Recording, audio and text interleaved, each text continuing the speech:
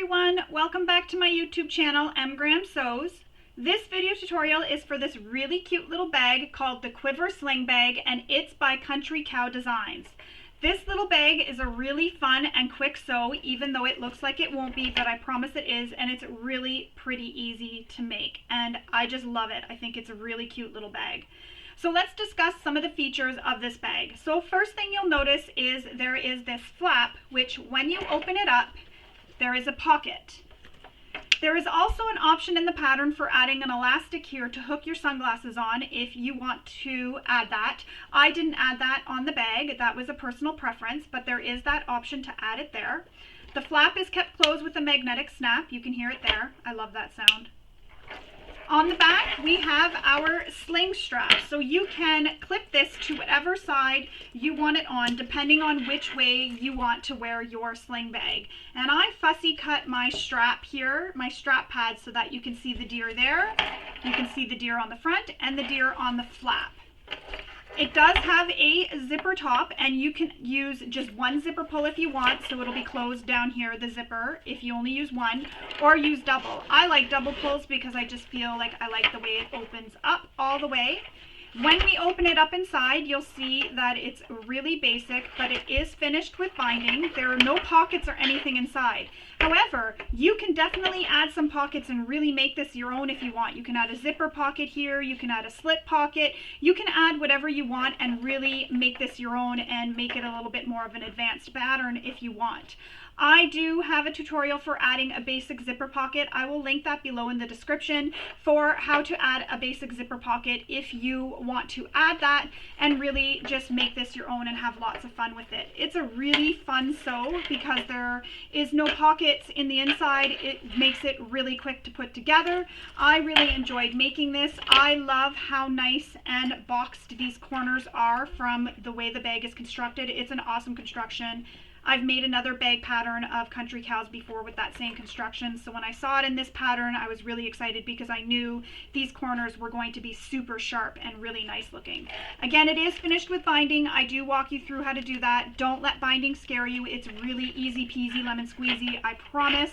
If you have a method that you like using for binding, you can definitely use it, but I do show you how I do my binding. I'll also link to a tutorial below in the description for how to add binding if you need a little bit of extra information on it. So again, this is the Quiver Sling by Country Cow Designs. So let's get started making our Quiver Sling bag. The very first thing you'll want to do is read through the entire pattern. This is important because oftentimes designers give information regarding different interfacings or maybe information regarding materials you're using. Sometimes pattern pieces will be cut differently or need to be cut differently depending on materials you're using. And they also give suggestions for materials to use depending on the machine you have or your level of sewing. So you'll definitely want to read through the entire pattern first and make note of any of these important information or changes so that before you cut your fabric, you know what you need to cut and not cut.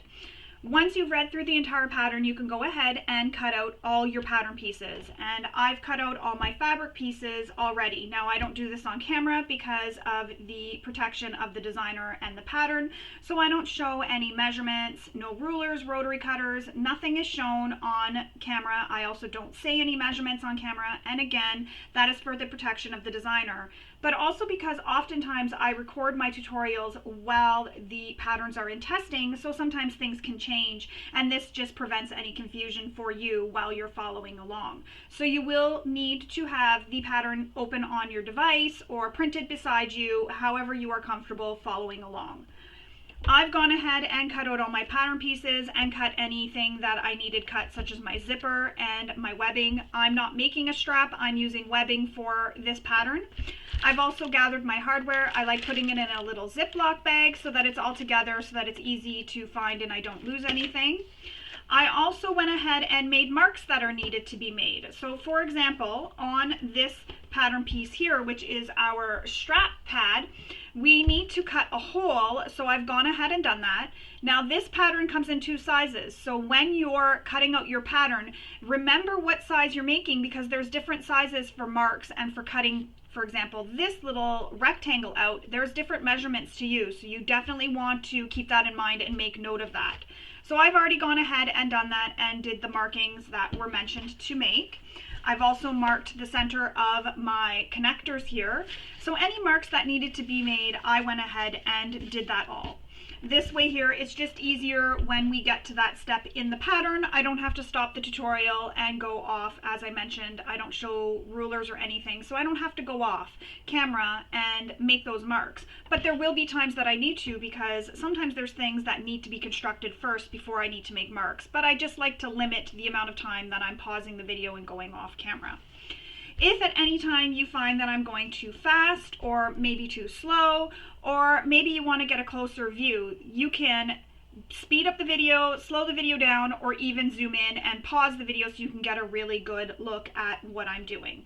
This is just a tutorial to help guide you through making the pattern. It's just a little extra so that you can find how to make the pattern, especially when you're stuck. The little tutorial may be very helpful. I also give lots of tips and tricks along the way, so if you fast forward, you may miss a tips and tricks. Some of them I've repeated in past tutorials, so they may be very repetitive for you, but I like to give them in every tutorial as much as possible for anybody that is new to my channel and hasn't heard those tips and tricks before. I do hope the tutorial is helpful and you enjoy it. So once you have all your pattern pieces cut and you've made your marks, there are some interfacings that you need to fuse. I've already gone ahead and fused all my interfacings. So you'll want to refer to the pattern, and that is for your flap and then your base gusset, which I've already gone ahead and done that. Now your foam for your strap pad doesn't get inserted yet. You keep that until we get to the step where we insert it. And as I mentioned, I did cut my zipper to length. There is only one zipper in this pattern, so I didn't mark it because it's the only zipper that is needed for this pattern. I'm just going to put my hardware on my little cart here. The other thing is this pattern, is finished with binding. So I'm going to use some pre-made. I haven't decided if I'm going to use black or white. I'll probably go with white. I thought black would blend a little bit more and you won't see it kind of as much. I thought I had enough pink. I didn't, but that's okay. So I'm using pre-made bias tape. You can make your own. You can use, say, maybe some non-fraying material, so a vinyl if your machine can handle it, some waterproof canvas. You can use fold-over elastic. Whatever you're comfortable with for binding, you can use whatever you want. Now I have a little tutorial on my YouTube channel for doing binding. I will include that at the end, or sorry, in the description of the video. Just a little extra help for doing binding. Whatever you're comfortable with, definitely do your binding that way. Everybody has their own way of doing binding, so whatever you're comfortable with, but maybe the way I'm going to show you in this tutorial, or that I show you in my little tutorial, may be something that you've never tried before and you may like it, so definitely give that a check out or give it a try and you may like it. So once we have all our pieces cut, we're ready to get started on making our sling bag. And the first thing we need is our flap pieces. And as I mentioned, one of the flap pieces will have your interfacing attached to it. If you haven't, go ahead and attach or fuse your interfacing centered on your flap piece.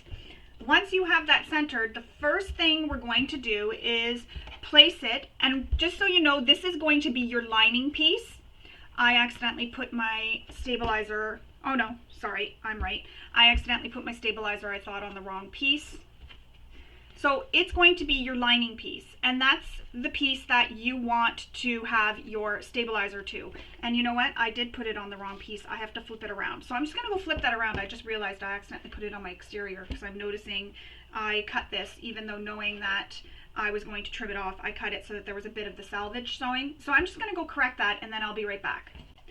All right, sorry about that. So I have fused my interfacing to my lining flap, and this is so that when I place my flap on my bag and the flap is open, this will be right side up because I fussy cut the little deer, and I also fussy cut it for the exterior side. So I don't want it to be upside down, so I have it so that it is cut so that the curved edges of the flap are at the top where the deer is. So here's the curved edges and the deer is facing that way.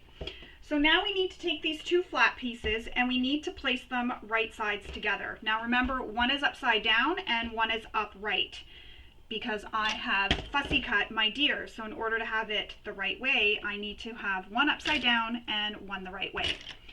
We're going to pin these so that they are right sides together, pretty sides touching, and we're going to pin it all the way around.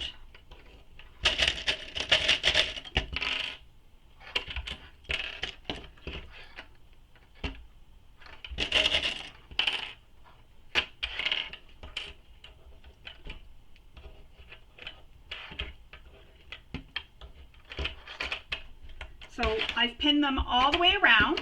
Now what we're going to do is we're going to sew down, and we're going to sew right beside the edge of the interfacing. So not on the interfacing, but right beside it. And to get really close to that interfacing, you can use a zipper foot because you want to be right beside it. And using a zipper foot will help you get that needle right where you need it, and it'll give you a nicer curve. Now on the curves, the trick for that is to stop with your needle down, lift your presser foot up, pivot that slight little bit, then put your presser foot back down, take one stitch, and then presser foot up, pivot your fabric a little bit, put the presser foot back down, take another stitch, and do that until you get all the way around the curve, and that'll help give you a nice clean curve. So starting at the top, we'll back stitch, and I'm right beside my interfacing, not on it, but right beside it. And I'm coming up to the curve, so you just saw me lift my presser foot, and I'm just pivoting. So presser foot up, pivot just a little bit, and again, take that stitch. Presser foot up, pivot a little bit, take a stitch. Presser foot up, pivot, take a stitch. And I do that all the way around the curve.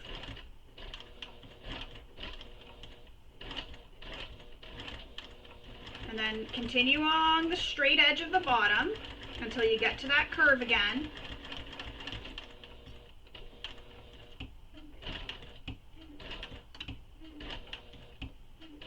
I'm going to just keep going all the way around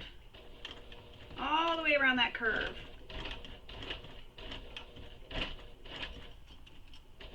And then all the way back up. And don't forget to backstitch at the end. Now I didn't sew across the top straight edge of the flap here. You want to keep that unsewn. So the top straight edge stays like that. Stays unsewn. Now, there's one thing we need to do before we trim. There's a mark that you need to make from the bottom of the piece up. And it's from the bottom edge, the edge with the curve. So it's from the bottom edge of your stabilizer. And you need to make a mark up from the bottom edge using the measurement given in the pattern, and it needs to be centered. Once you have that mark made, and as you'll see, I have the mark already made there, you're going to take your magnetic snap. And I'm just going to open up my little bag here.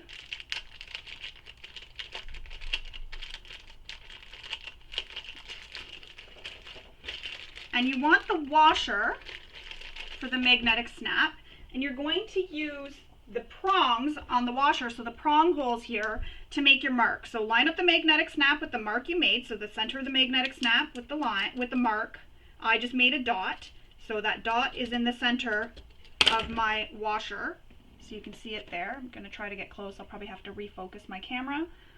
I'll refocus it just because sometimes when I get too close it unfocuses.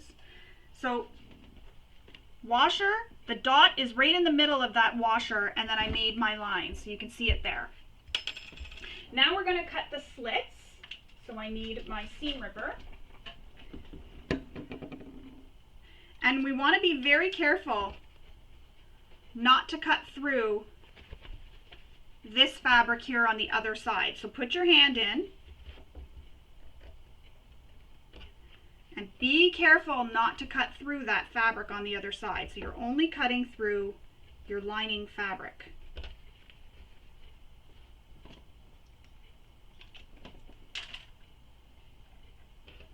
Now we're going to trim the curves after we have those slits cut. And I'm using pinking shears. I just find it helps make the curves a little bit nicer when I turn it right sides out. Grab my handy tool here, my turning tool, Now we're going to turn the flap right sides out. When you're cutting, make sure you don't get too close to those stitches. If you do accidentally cut your stitches, go ahead and just on top of your previous stitching, just cut a stitch right on top of that previous stitching. So back stitch a little bit away from where you accidentally snipped, come down around, and then go past where you accidentally snipped and back stitch again. And you want to be right on top of those previous stitches. And what that does is it closes back up that hole, but it locks in those stitches that you accidentally cut. And that's what I do every time, and it has happened to me. I've done it a few times. Now I'm using my turning tool to really push out those curves to get a really nice curve. You want to get as nice of a curve as you can, a nice clean curve. Oops, my interfacing, I accidentally pulled it up. So once you have that done, we're going to take this to our iron. If you're using a material that you can press, take it to your iron and give it a press. So I'm going to take this to my iron, I'm going to go press it, and I'll come back and we will continue on with finishing our flap. Okay, so I have gone ahead and given my flap a nice press. So you'll see this is the exterior side and this is the lining side where those slits were made for the prongs. And you'll see it right here. So I've got the slits right there. And I'm just going to apply a bit of fray stop to the slits right now. And this will just help prevent them from fraying on me. So there we go, I've applied the fray stop. Now we're going to top stitch all the way around our flap, but we're not going to stitch this straight edge up here, the top straight edge. We're just going to stitch down the side, around the curve, and up the other side.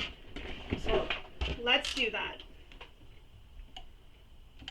And you can back stitch at start and stop.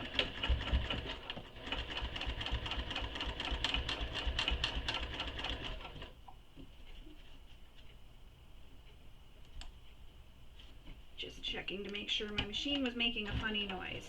So I'm going to do the same thing we do on the curves when we stitch the exterior and lining together, one stitch at a time.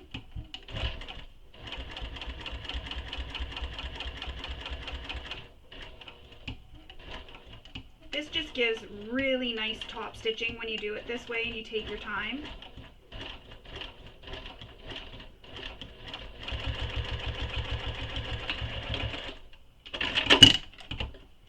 Trim your threads. You don't want to have any peekaboo threads later.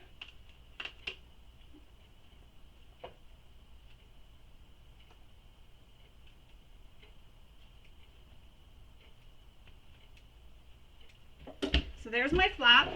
It's all top stitched. I know it's hard to see because I used a rainbow thread, but I've top stitched all around the side, down the bottom, and up around the other side. Now we're going to install the one half of the magnetic snap, and it is the male half, and that's the piece with the little nub that sticks off the end here. So not the indent, the one with the nub that sticks off. And that's the one you're going to put on inside your flap. So I added that fray stop. If you haven't already, you can add that now. We're going to slide this prongs of the magnetic snap through those slits you made. Put the washer over the prongs. And sometimes I like to add a little piece of interfacing on the back here. Oh, my interfacing is not.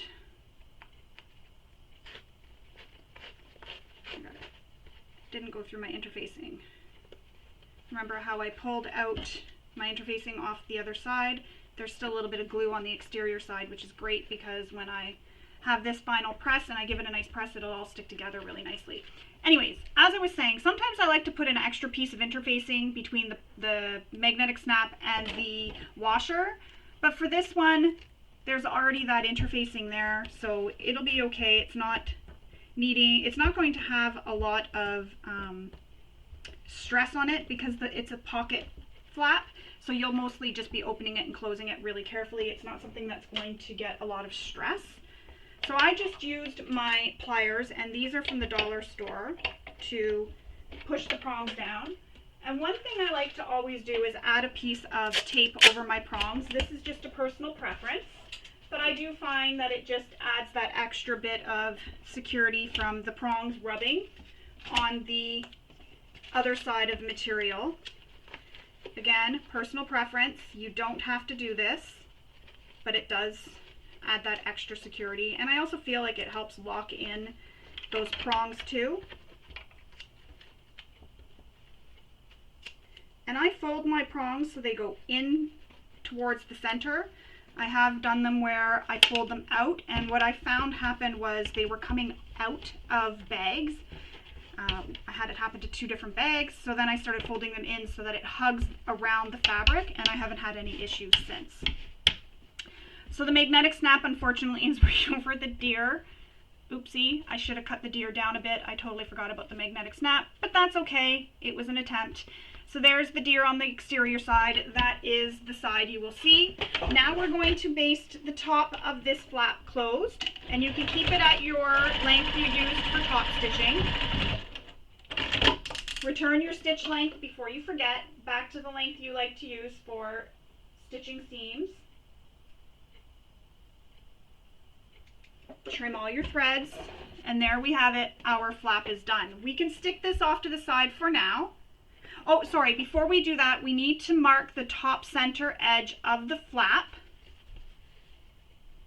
We're not done with the flap yet, so we're going to mark the center. So all I'm going to do is fold the flap in half, and then using my marking tool, I'm going to mark the center. And I'm just marking it with this pencil within the seam allowance. Then we need to take the pocket back, and that is, let me see where it is on here,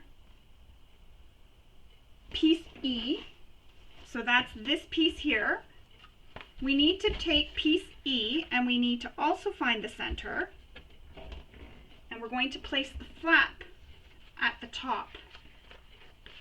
And to find the center, just fold it in half and mark it. And I'm going to mark the bottom edge too, because that will be important later. Normally I get all the centers marked, but I forgot to mark those. So there is the centers marked. So now I'm going to take my flap, and with the flap right side up and our pocket back, so that's piece E right side up, we're going to place the flap together. So that means the wrong side, or the lining side of the flap, is against the right side of piece E, the back pocket. So you're going to place them centered, the flap centered, so lining up those lines you made. Clip it in place. And then we're going to stitch this in place. So basting it together.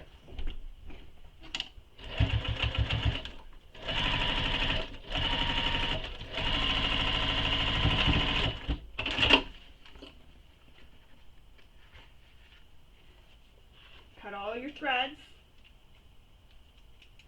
And there we go. That's how it looks so far, just like that. Now we can put this to the side for now. We're going to move on, and we're going to get our front pocket piece. And it's a piece that looks like this, so a longer piece, and I fussy cut these again. On the wrong side of the fabric, you need to make a mark from the bottom up. Now, if you're using directional fabric, it is mentioned that you want to make the mark on the bottom edge. So my fabric is right side up, it's facing the right way. When I flip it over, this is the edge, the bottom. And the reason for that is when we fold this side down, it is shorter because we're going to we're going to fold it down so that the top edge meets up with this line that we drew. So not quite folded in half. You have this little extra at the bottom here when it's folded. And then this will be the right side of the pocket. So the side we're going to see when the bag is completed. So you're seeing the pretty side. And I did fussy cut this, and I put this a little bit lower so that when it is on the bag, you'll see that my flap doesn't cover the deer there. And I did that on purpose. So again, take your piece. This is piece D, with it right side up, and if you're not using directional fabric, it is not important to make sure that it is anyway. You just mark the line. So on the wrong side, Mark a line from the bottom up with the measurement given in the pattern. Then you're going to take the top edge and fold it down so that it meets that line, just like that, and then press this with your iron. And now they're wrong sides together. Once you have it pressed with your iron, we can top stitch that edge. So top stitch across the folded edge. And I always return my stitch length after I'm done stitching back, just so I don't forget.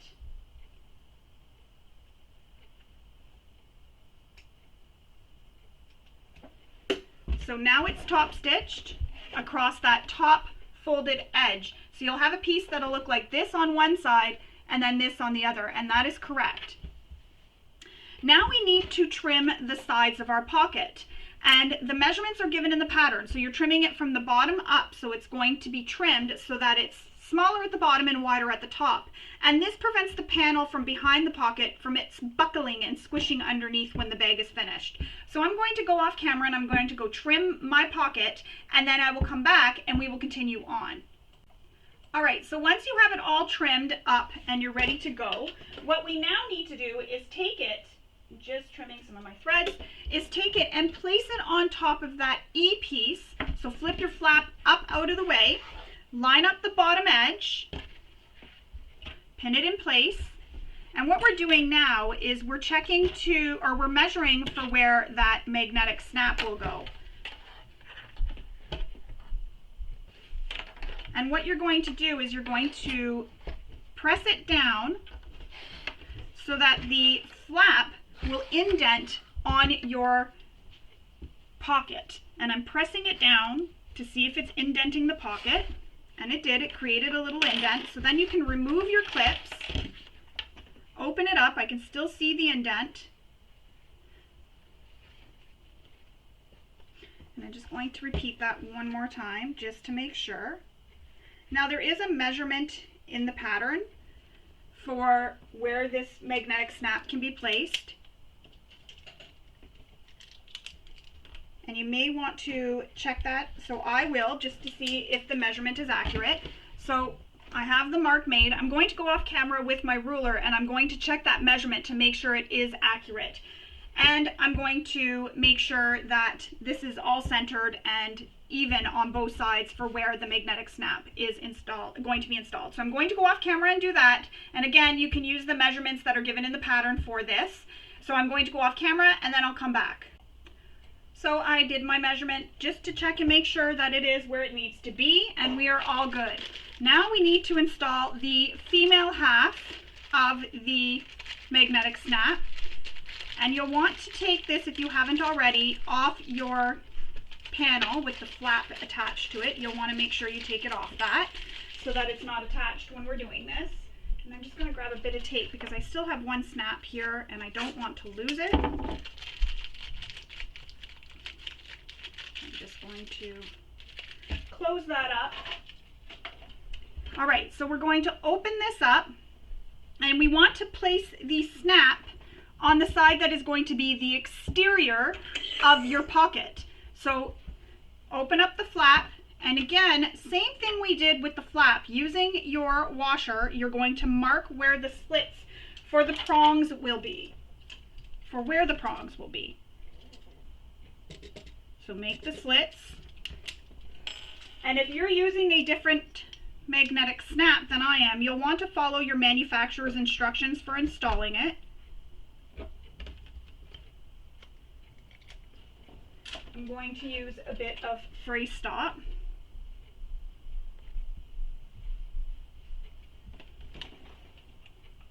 And I'm also going to use a small piece of interfacing behind my washer and snap.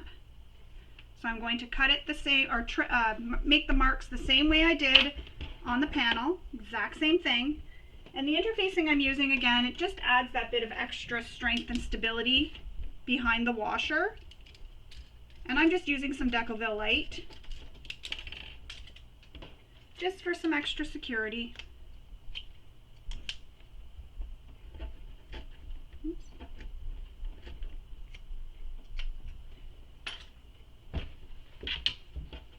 So now we're going to take our our magnetic snap and push the prongs through the slits we made and put our Decoville light. What I'm going to do is I'm just going to take this to my iron now that I have that there, and I'm going to remove the magnetic snap, and I'm going to fuse the Decoville light in place. So I'll be right back. I'm just going to do that at my iron. Now, if you don't want to be as precise as I was with my square, you can cut it a little bit bigger and center it on your panel here. You don't have to do it the way I did it. That's just being really precise. Then we're going to put the washer on. Also, if you don't have Decoville light or anything like that, you could just use a piece of foam or a piece of Peltex, and you don't even have to fuse those. I just fused it because it is fusible, so I thought I'll hold it in place. Fold your washers, and then I'm going to again put a piece of tape over my washers. Personal preference.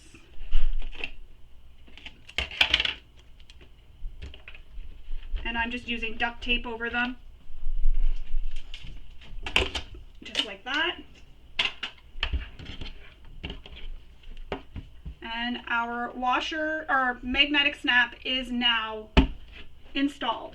Now we need to grab back this E panel, and we need to place it back on top of this panel here with the flap attached. So line up the bottom edge of the pocket with the bottom edge of your panel E.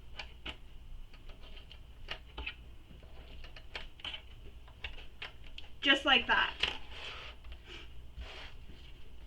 And I'm going to keep pinning it in place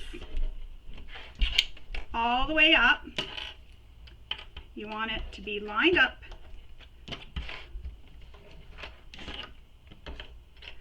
Now I'm going to remove these bottom ones because I don't need them there right now, and I want to expose where this is. And you'll notice that the panel doesn't go all the way to the bottom, and that is correct. That helps keep the bulk out of some of those seams when we're stitching everything together. But this top piece, so the exterior piece, will reach all the way to the bottom. So we're going to flip this back, and I'm just going to pin it in place to keep it flipped out of the way. And I'm going to sew this short edge of this pocket here with the seam allowance given in the pattern.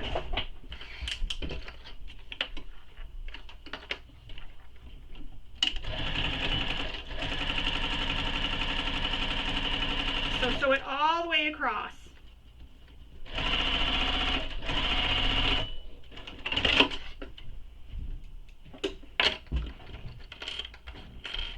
And then once you flip your pocket back down, you'll see that your snap clips and your pocket reaches to the bottom. We're going to clip everything in place now, ensuring everything is all lined up.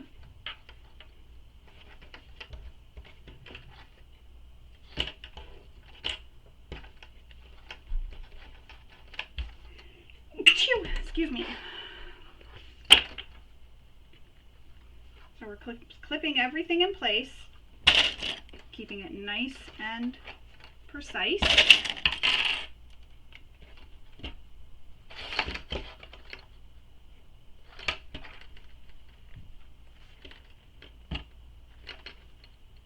Lining up your side edges of your pocket with the side edges of the pocket E piece.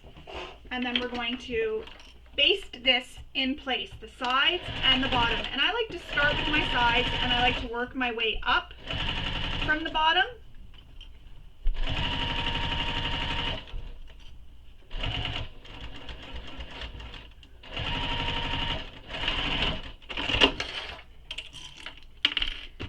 And then I'll repeat that on the other side, so working up from the bottom.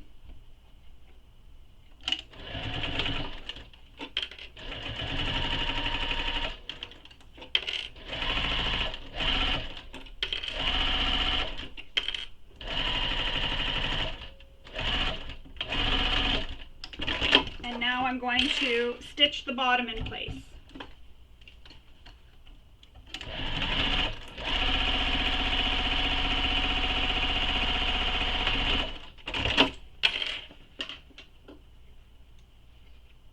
Cutting all my threads just to make sure that there's no peekaboo threads later.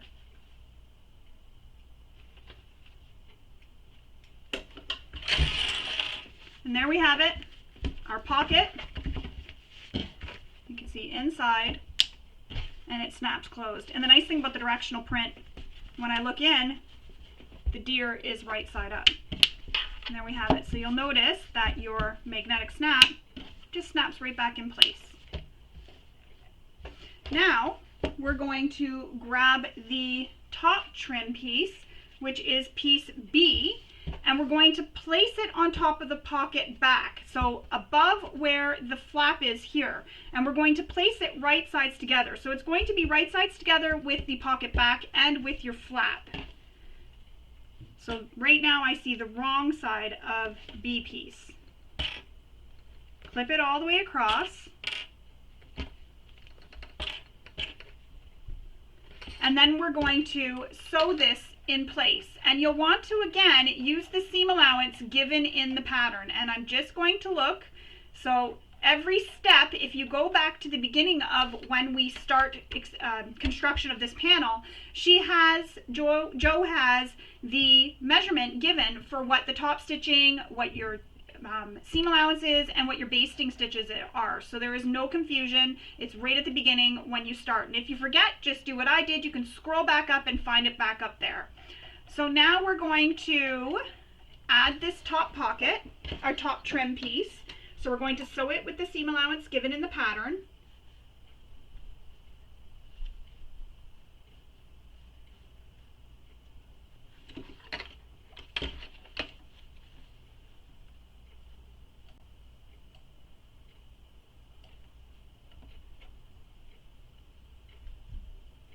And don't forget to backstitch at start and stop.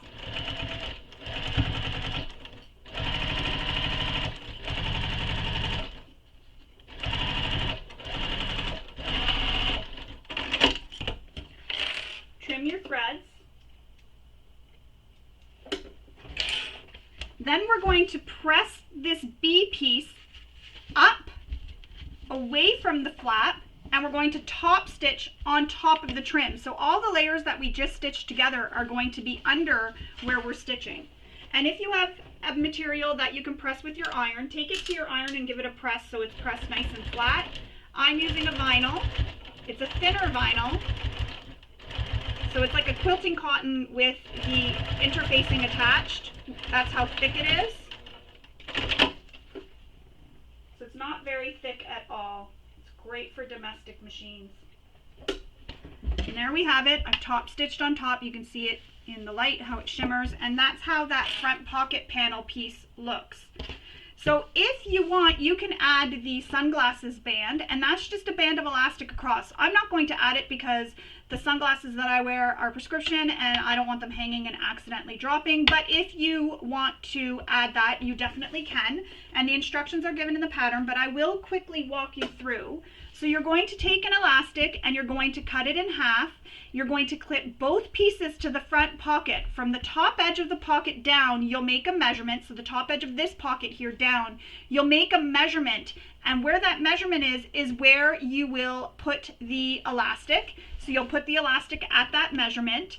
The elastic will overhang slightly on the edges, but make sure it isn't stretched. It'll get tightened when we sew the bag later, so don't stretch it, just have it resting. And it should just be resting on the pocket loosely, but not pulled tight. So now we need to take one of our lining A panel pieces, my goodness, and we're going to flip this panel so it is wrong sides up, and we're going to place the lining panel so it is wrong sides against the wrong sides of that exterior panel. And we're going to clip it in place. Remember, this bag is sewn together with binding, so everything is going to be put wrong sides together. So I'm clipping the top and bottom.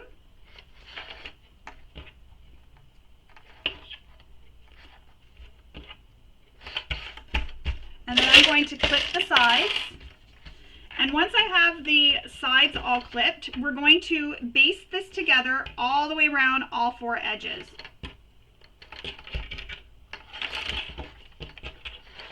And the nice thing about binding is that it kind of acts like a skeleton. It gives bones, and it helps really give some really nice shape to bags. I used to sort of not like binding. It more scared me than anything because I never had really nice binding. But now I just sort of live with, it's not perfect. People aren't really going to see it, especially once the bags are sewn together and filled up with all their items.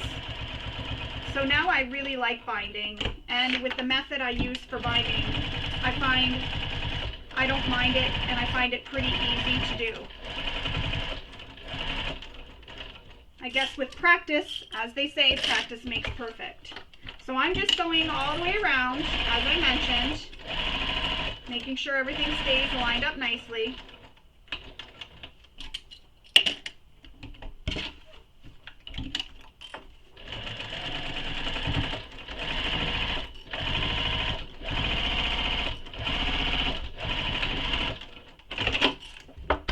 And there we go. We have attached our lining panel to our exterior. I'm just trimming threads.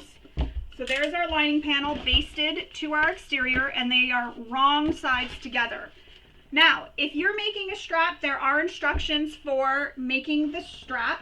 I do have a tutorial on my YouTube channel. I will link it below for how to make a strap. So if you want to know how to make the strap, you can just pause this tutorial and go there. But the instructions are given in the pattern, and I will quickly walk you through it here with a piece that's my base gusset, but I'll give you the general idea for how to do it. If you need more instruction, I will link that tutorial below and you can use that. So you're going to make line down the center, all the way down the entire length of your strap, down the center. You will then make marks on the short edges as well. Once you have those short edges marked, you're going to fold the short edges to that line, just like that, so that the raw edges are in.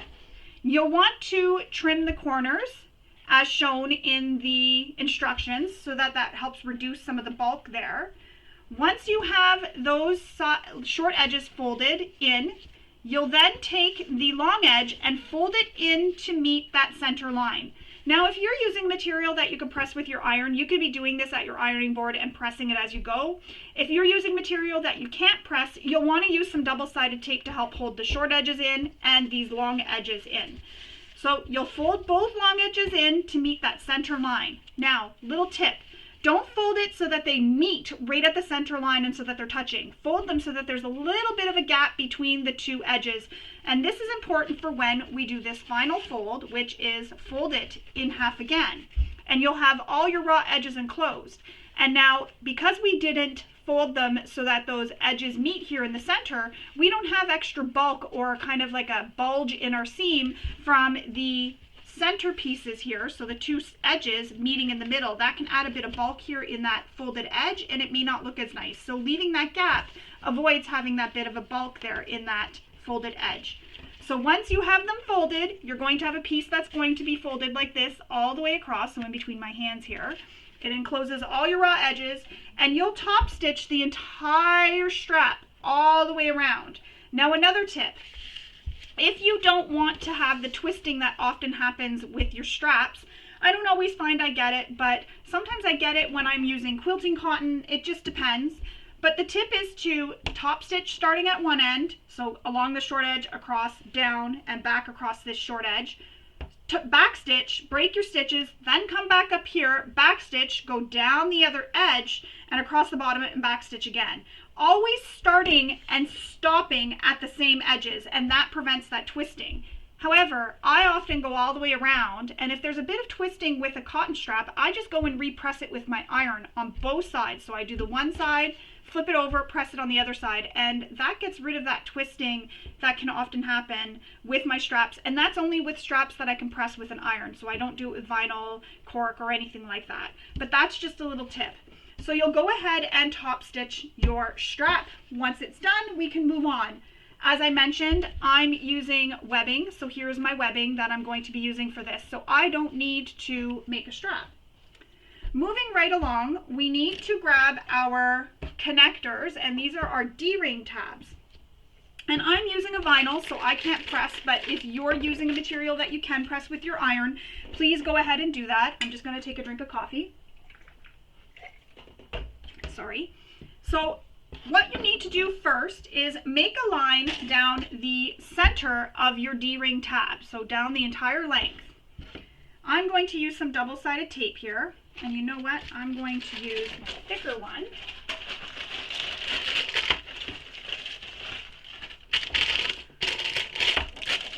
All right, so placing some double-sided tape down the center. If you don't have a wide double-sided tape like I do, you can put double-sided tape on both sides of the line.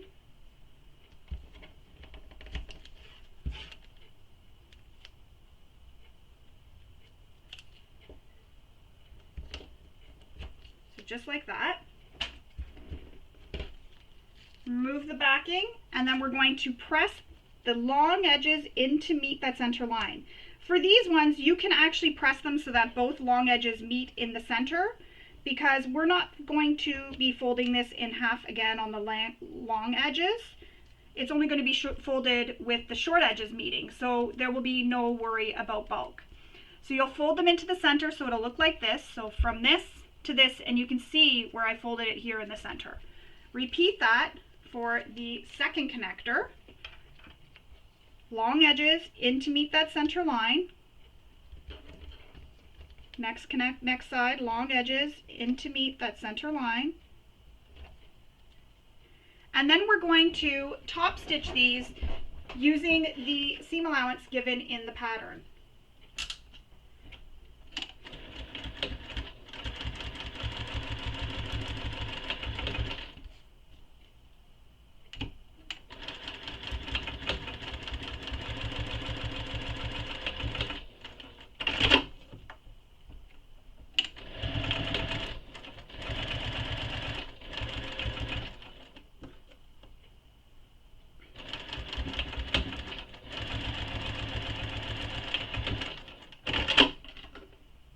So I'm going to trim my threads.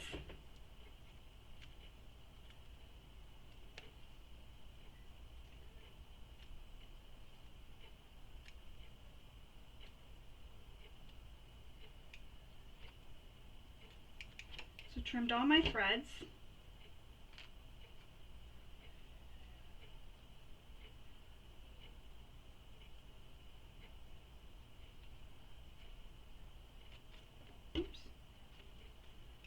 Go. Now we need to grab our D-rings. Where did I put that? That's right here.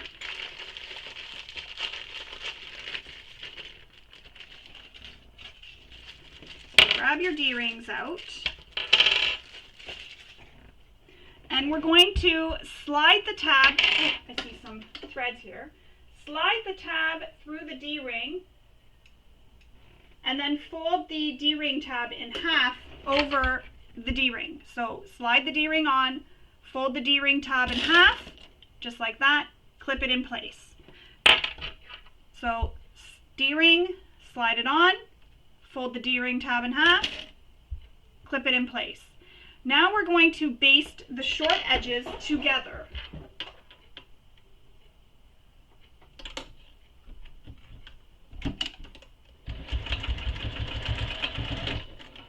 And sometimes I find when I make D-rings, and you may find this too, that sometimes they shift and they start to be where they are no longer straight and they're kind of on an angle. One sticks off more than the other. So what I do is I make sure it's all lined up and even, bring it to my machine, put the needle down into the material, and then stitch across. And that needle going down first keeps it from shifting, because what happens when you don't do that, you put it on your machine and the feed dogs kind of slide the one end, the bottom, through first before the top ends up going through, and that's why you get that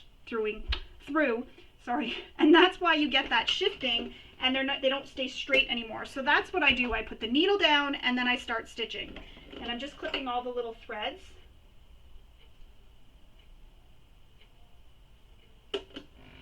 Now I have a mark here that I had made, and that's a mark that was important to have for later in the pattern, so I'm just redrawing over it. We'll need to see those later.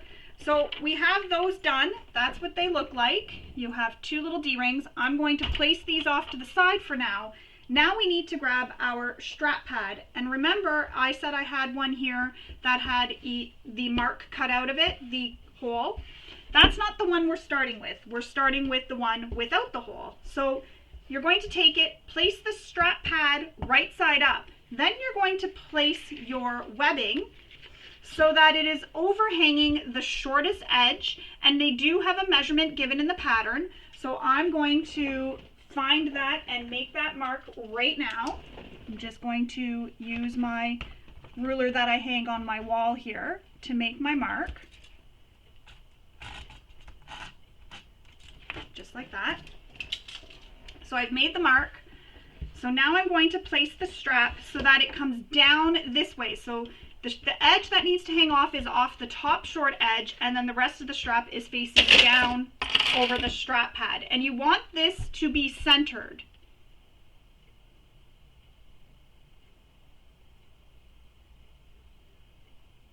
And I'm centering it, and I'm just going to make sure it's even on both sides.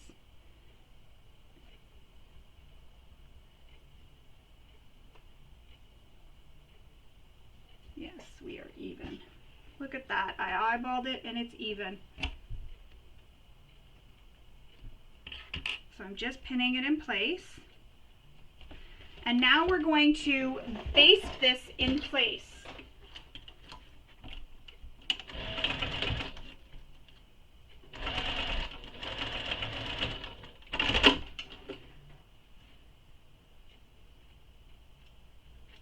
There we go. Now we need to take our D-rings and we need to place them on this same piece that we just attached our strap to. And I'm going to just roll my strap up a little bit here, just so that it's not so dangly and in the way. So there's a measurement from the bottom up that you'll want to make for placement of where the D-rings are. And remember I said I had a mark that was on my D-ring tab, so you're going to measure from the bottom up, and the measurement is given in the pattern, and you'll see it in the diagram, and you'll place that so that it hangs over the edge of this strap pad by that measurement. So from the bottom up, that's how it's going to look when it's hanging off. So I'm going to clip it in place and going to show you with the camera. So see how it hangs off there, off the edge of the fabric? That's what you want, and you want that for both D-rings.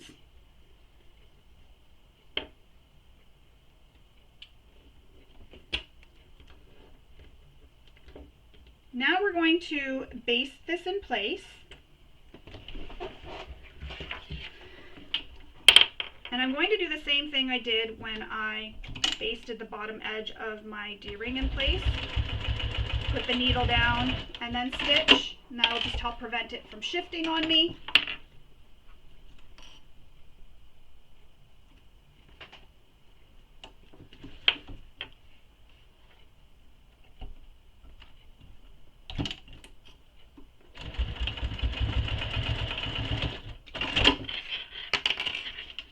So we'll trim our threads.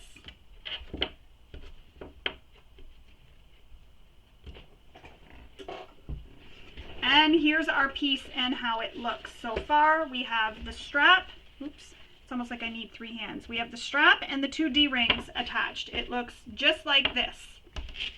So you see my strap here attached and the D-rings. And the D-rings will be pointing in towards the center of the strap pad. Put this to the side for one moment. We need that other remaining strap pad. And again, this is where I said I had already gone and cut out my center here, as mentioned. And we need this so that we can turn the strap pad right sides out after we're done stitching it. So this is where we're going to turn it right sides out. Now, if you're concerned about fraying, you can add some fray stop or fray check there. I'll wait until we have it all turned right sides out, and I'll add it after. Actually, I'll do it now. So all you do is just along the edges, you just run a bead of the fray stop, and I'm getting some on my table, and that's okay. I'll take a Kleenex and I'll wipe it up. Right along the edge though, all along, and that'll just help prevent that from fraying on you. Now this is going to be against the back of the bag when it's sewn, so you don't really have to worry about it too much. because it'll be stitched in place and it won't fray because it won't be pulled at or out in the open or anything. But that fray stop there along the edges, or anything that you use, fray check, any seam sealant, you can definitely use it on the edges as I did there, just for some extra security. Now, once you have that hole, and make sure you're cutting the hole to the size of the bag you're making. So I'm making the large, I cut the hole with the large measurement. Now grab our other strap pad that we have with the D-rings and strap connected, and we're going to take the strap and bring it through that opening we made. So you're going to bring it through this opening, just like that. Still keeping it going down towards the bottom, so the long edge, that edge that's loose, not attached, is out the bottom of the strap pad. Line up those top edges, clip them in place, and the bottom edges, clipping them in place.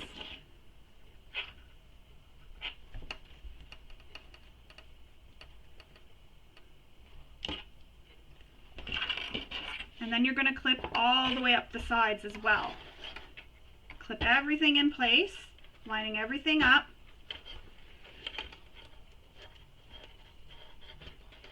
Now you may want to switch to a zipper foot once you get this all clipped in place. And the reason for that is so that you can get nice and close to those D-rings without hitting them when we stitch past them. So I'm going to switch to a zipper foot as well. It'll help you get close and you won't hit them with your needle. And you'll be able to keep your seam allowance nice and even.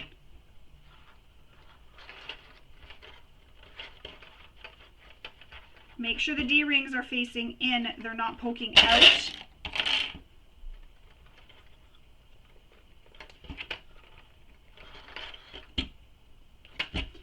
So just like that, I have it all clipped in place. I'm going to switch to my zipper foot, or in my case, it's a skinny foot, hinged zipper foot. And that'll help me get nice and close to the D-rings without hitting them. So I'm going to sew all the edges all the way around, and we drew that seam allowance, so I'm going to stitch right on top of that seam allowance.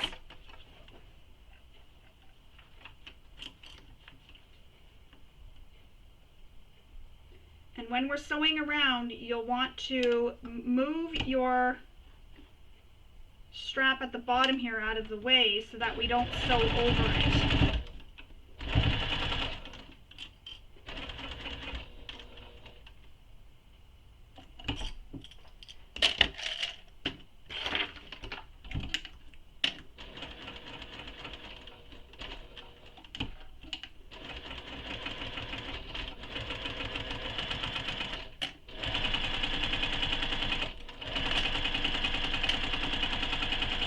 So I'm approaching where those D-rings are, so making sure the ring is facing in towards the center.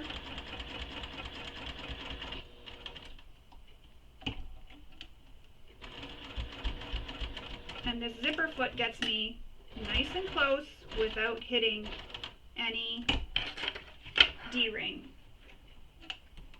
Moving the strap out of the way because I'm stitching along the bottom here.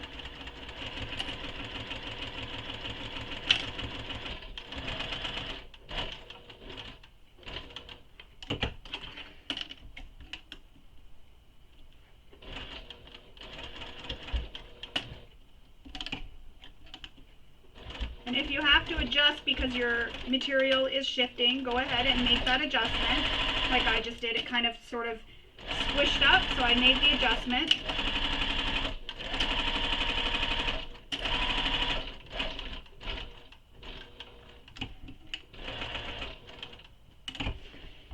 Back at the top, back stitch. Now, we need to trim our corners.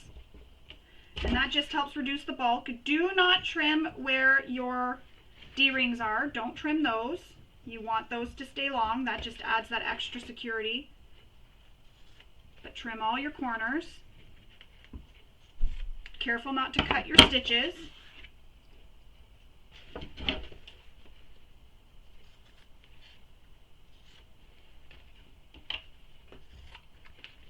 Sometimes I like to trim down a bit too in the corner just to help reduce some extra bulk so I can get really nice corners. Now, if you're using a material like a vinyl or faux leather or something, this may be a little bit hard to turn out, but take your time, you can do it. So I'm going to start with the top edge, and I'm going to just gently pulling on the strap as I'm pulling it out, pushing and pulling carefully. Using my turning tool, you can use a chopstick or whatever you have. I'm going to poke out that top corner.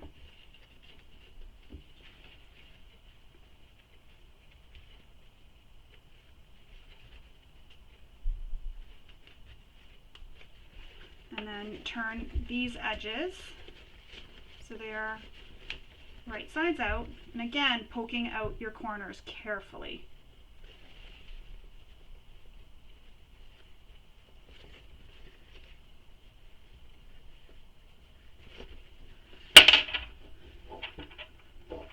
And I just like to take my turning tool and I like to run it up the seams. I find that just helps me get really nice flat seams here. So now I'm going to take this over to my iron and I'm going to give it a really good press, and I'm going to be careful where my tabs are because I did use a vinyl there. I don't want to burn it or melt it, so I'm going to take this to my iron and give it a press. If you have a material like I did, quilting cotton, that you can press, take this to your iron and give it a press, and then I'll come back and we will continue on. So I've given my strap a really good press. Now we are ready to insert the foam into the strap. So you're going to use this opening that you have here to place the foam inside. Slip it up into the strap.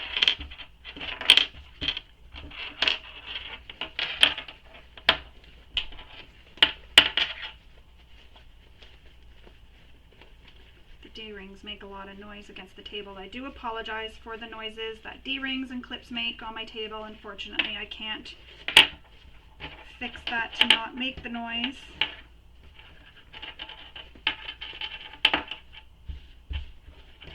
And what I did was where the strap tab ends are, I made it so that it was on the other side of the foam, so on the lining side, so that when I stitch this to the bag, you don't really see the outline. The foam kind of covers everything. So get that foam centered. If you're having a hard time getting the foam in there, you can always trim it down to size. My foam is in there. So now we need to top stitch this strap pad using the seam allowance given in the pattern. And I'm going to switch back to my regular foot. I don't need that zipper foot on right now.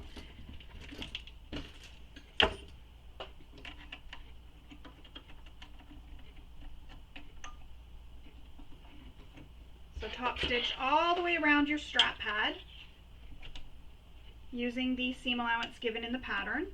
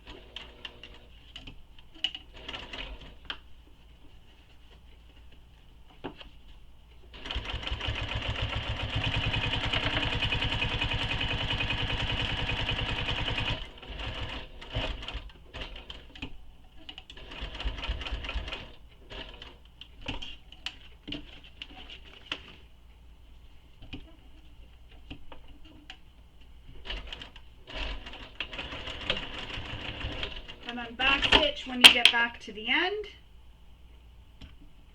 And we've top stitched all the way around the entire strap. So that's how it looks when you've top stitched all the way around it. And I've used the seam allowance given in the pattern. Now we need to grab our back panel And we need to make a mark that is centered and up from the bottom. So up from the bottom and centered, and you need to make a mark.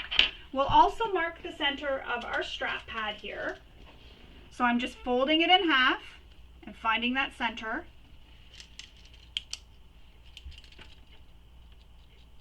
I'm just making the mark. And you're going to place the strap pad at that mark at the bottom. So placing it so that that side with that opening is against the back. And you're going to place it centered so that those marks you made, so the center mark on your strap pad and the center mark on the bottom panel here, line up. So here's my center mark.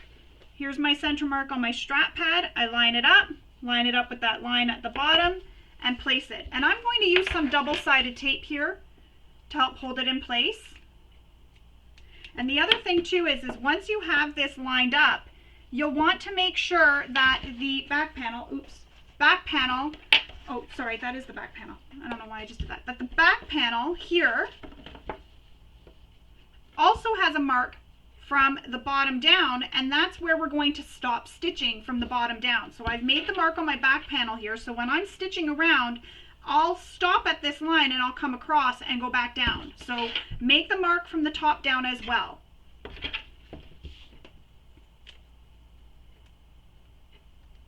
And that's because we don't want to stitch all the way to the top and not be able to attach this to our bag.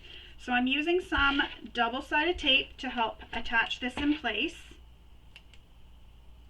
And this will hold it in place while I sew it to the back panel there.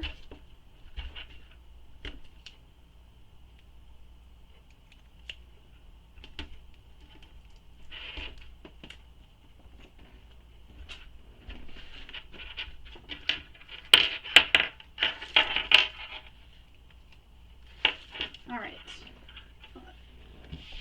So now I'm going to take that center mark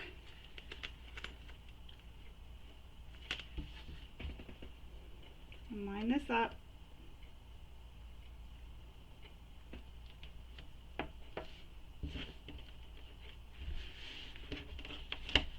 Oops, I went up too high with the tape. I'm going to just remove it.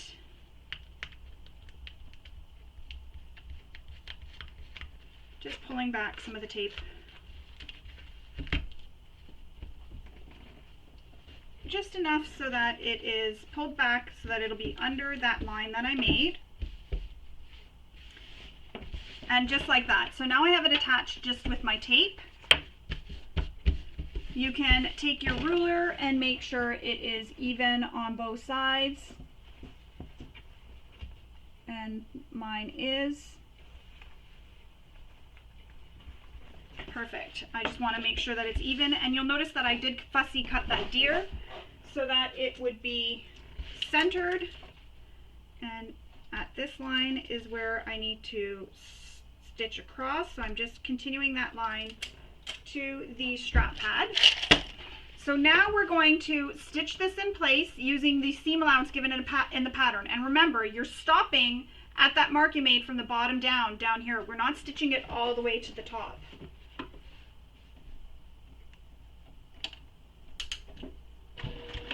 And I'm not using my top stitch length. I'm sort of using a stitch length that's in between my top stitch length and the length I use for stitching a bag together.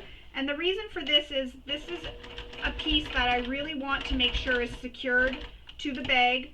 So I want to use a bit of a shorter stitch length, but not too much shorter. Not the usual length I use for stitching a bag together. And I'm coming up to that line. So now I'm going to stitch across at that line.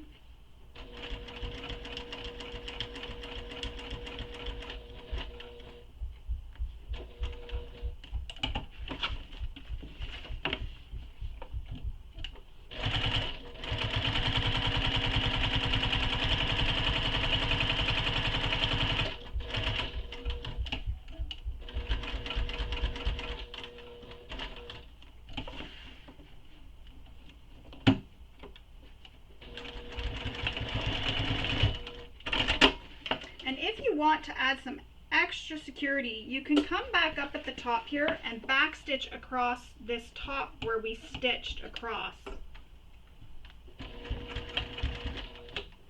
Just stitch right on top of that previous stitching all the way across.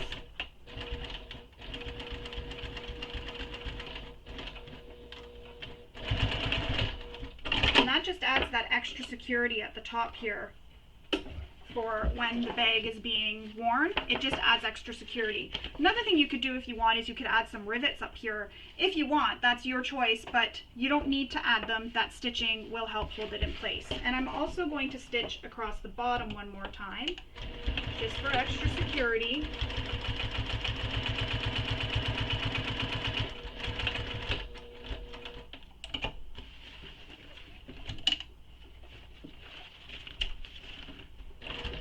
All about the extra security, just making sure everything is nice and secure.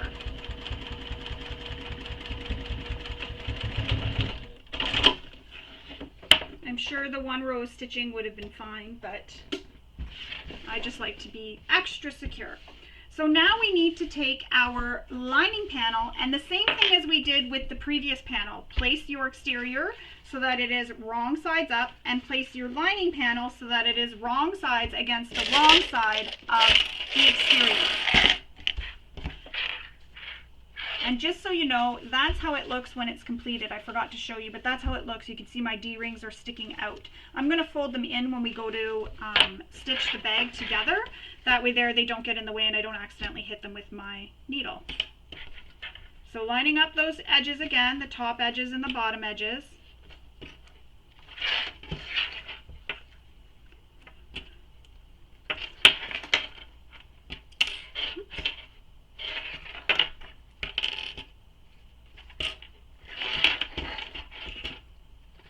And we're just going to baste this in place. You can use a longer stitch length for basting.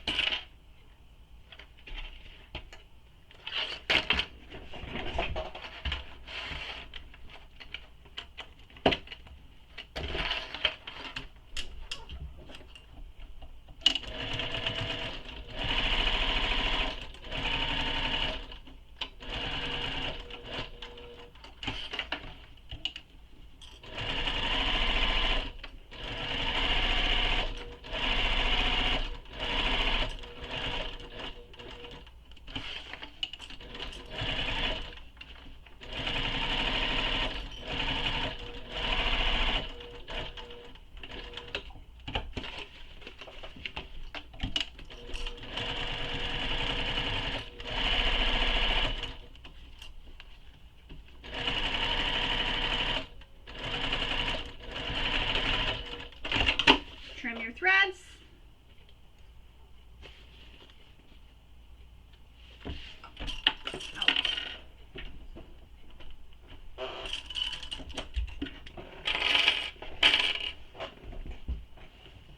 And now we're going to put this to the side. We're going to go on to making our gusset. So for that we need our zipper and our lining and exterior zipper gusset pieces. Now you can put the pulls on now or put them on later on your zipper. I have my pull off for now, and this is just because I will show you how to put them on after. And you can do this with a double pull zipper or a single pull. It's really your choice. I'm going to make this as a double pull zipper. So first thing we need to do is find the center of our panels and our zippers. So to do that, I'm just going to fold my zipper directly in half.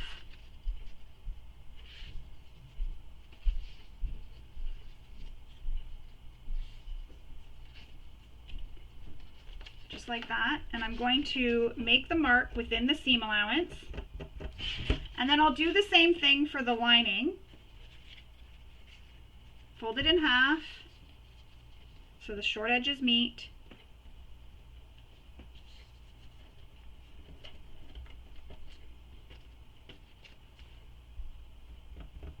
make your mark. And I can actually just take this and line them up together and use this to make the mark for where the center is. I don't have to fold them in half. And I'll do the same thing for the exterior.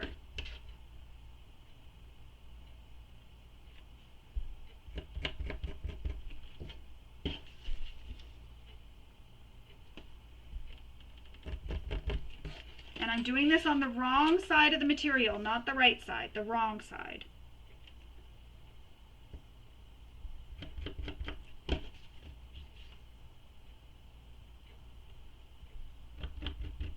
All right, so all my centers are marked. Now we're ready to sew our zipper to our exterior.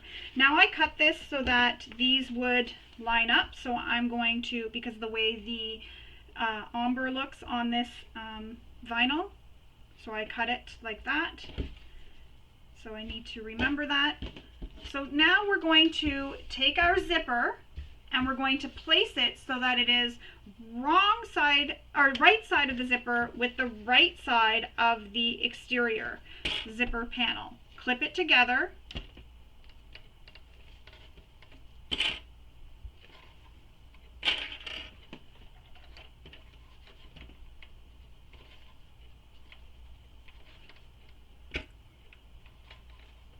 And then we will baste this together. And I'm doing this without my zipper pull because sometimes the zipper pull gives you that little bump where the zipper pull is.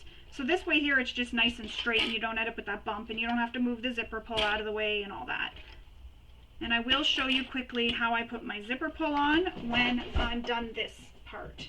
So everything's all lined up. I'm going to baste this in place.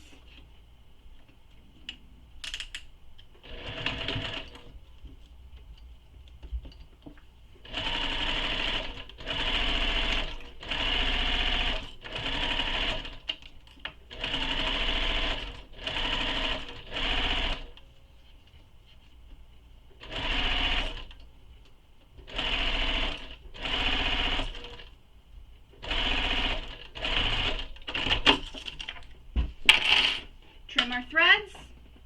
So now we have the zipper attached to the exterior, so the zipper is right sides against the right side of the exterior panel.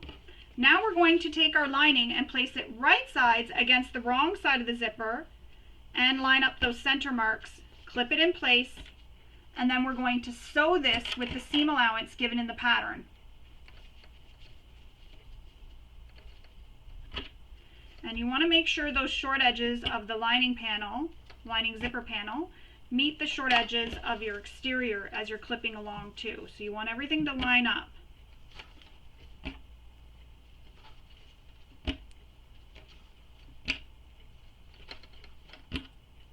Then we'll sew this in place, again, using the seam allowance given in the pattern.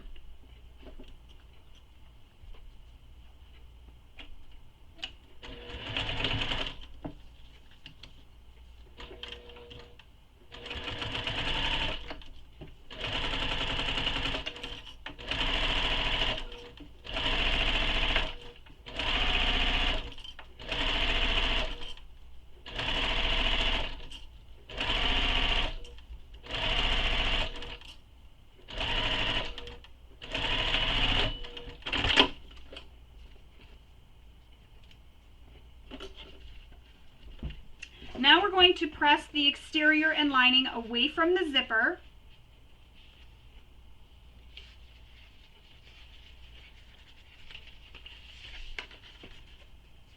And we're going to clip them together. Now, if you are using a material that can be pressed with your iron, you can go ahead and press this with your iron. I'm using this vinyl, so I'm not going to press it. And I did make sure that my center marks here on the bottom, the side that's not attached to the zipper, also lined up when I'm doing this because I want everything to line up. I don't want anything to be wavy or have lumps or anything. So I did make sure that those center marks also lined up. And because I'm using vinyl, I can't press it, but I'm going to press it with my hands.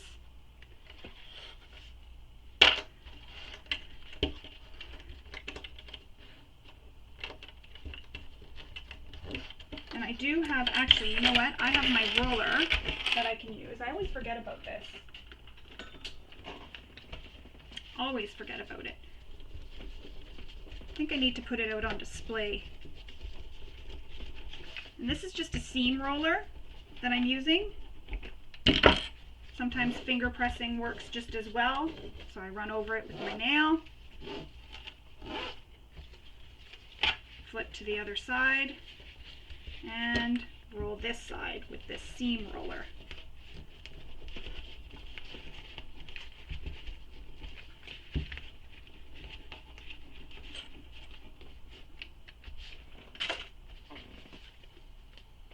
Now clip it again. Clip the corners.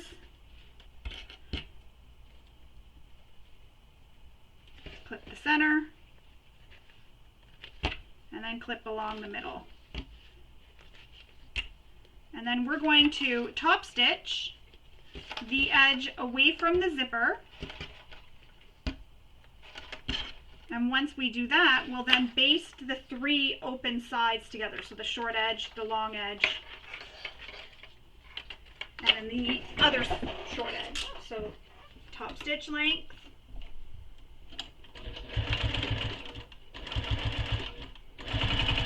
And I'm just making sure that it's staying flat as I'm stitching.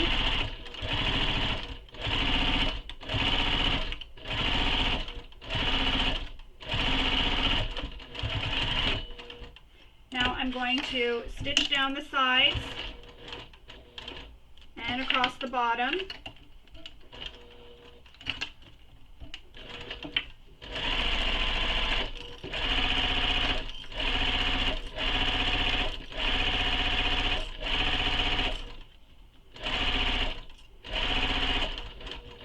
And back up this last side. Cut my threads.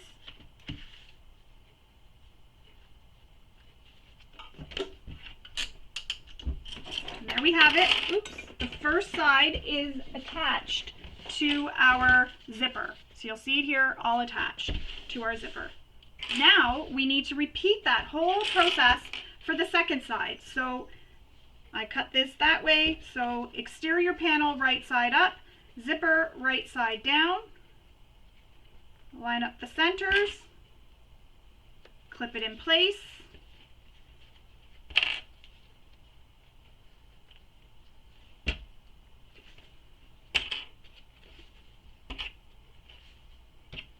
Clip it all the way around, or all the way, sorry, along the long edge.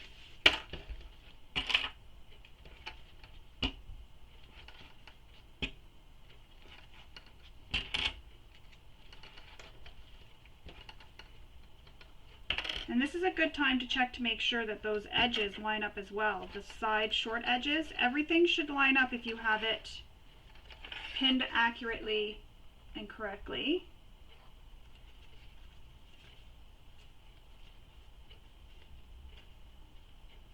There we go. So now I'm going to baste that in place.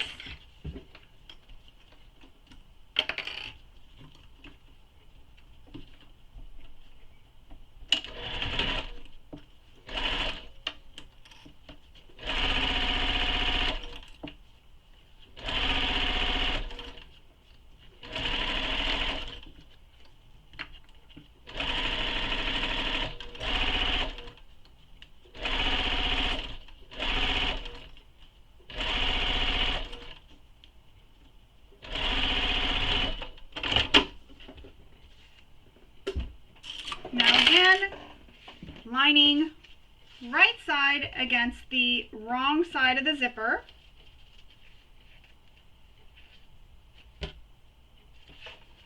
Line up those short edges, make sure they meet.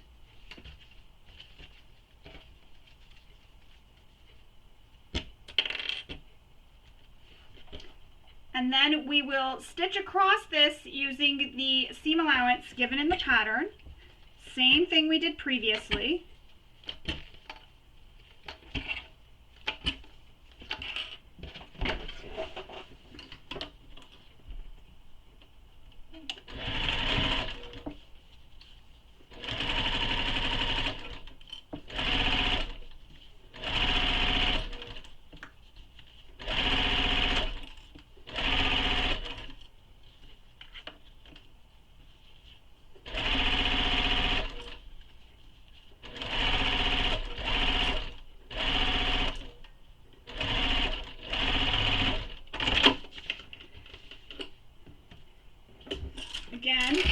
those seams so that they are nice and flat.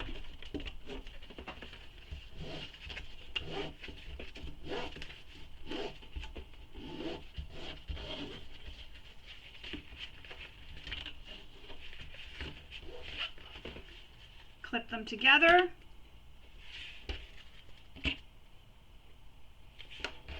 Line up the center marks. Pin it in place. And then we'll top stitch and then base stitch the open sides together.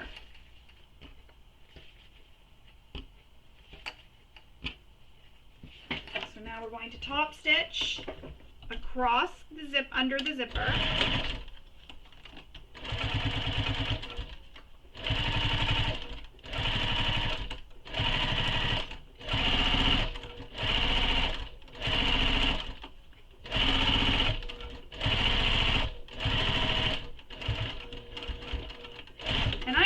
Here just because it's the top stitching. I want to make sure it looks nice and tidy.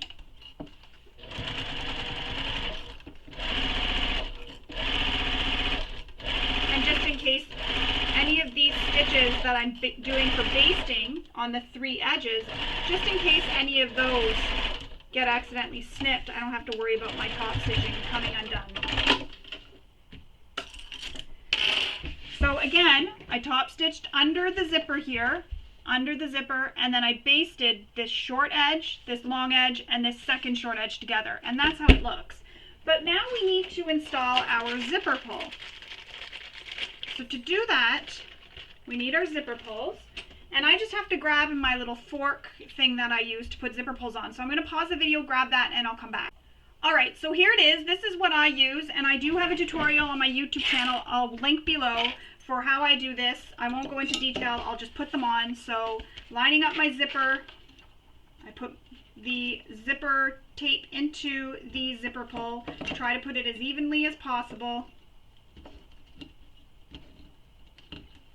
Now I'm going to do that on the other side.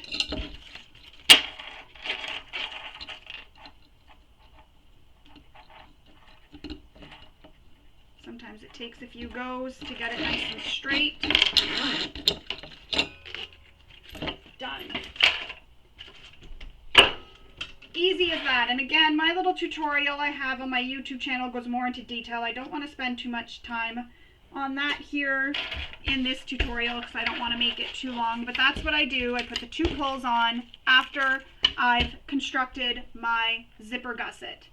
Now we need to take our exterior gusset, base gusset, and we need to place it so that it is right sides together with the zipper gusset. You'll line up those short edges, clip it in place,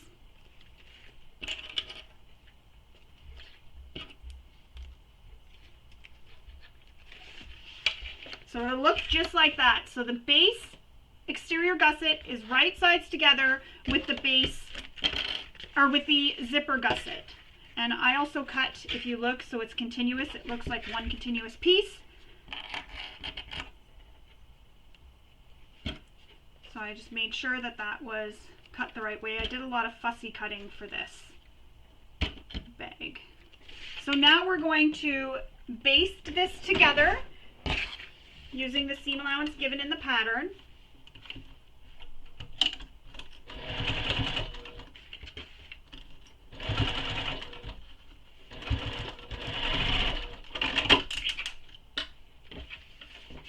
So it'll look like that.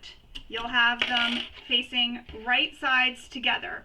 Now we're going to flip this over so we're looking at the lining side of our zipper gusset. And we're going to place the lining side of the base gusset so that it is right sides against the right side of the lining zipper gusset. So base gusset right sides together with the zipper gusset. Pin this in place, and then you'll sew this with the seam allowance given in the pattern.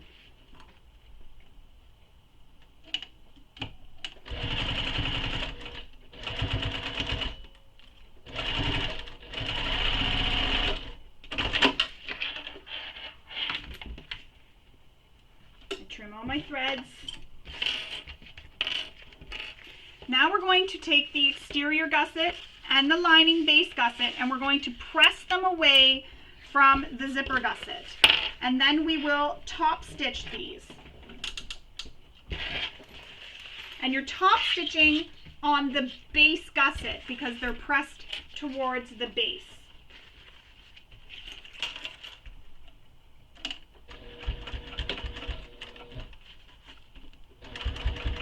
And if you find that your machine struggles going over the zipper teeth, you can always hand crank over them. That sometimes helps. Or use a humper jumper if you find you need to. And that's how that looks when it's top stitched. Now we need to repeat that, but with the other end. So bring your exterior base right sides together with your zipper gusset. Clip it in place so that the short edges meet up, and then we will baste this together.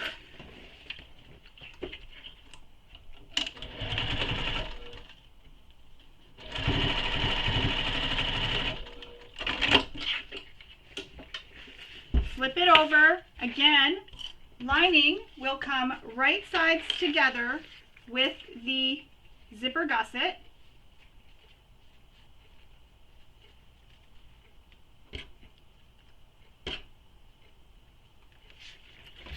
And you'll sew this with the seam allowance given in the pattern.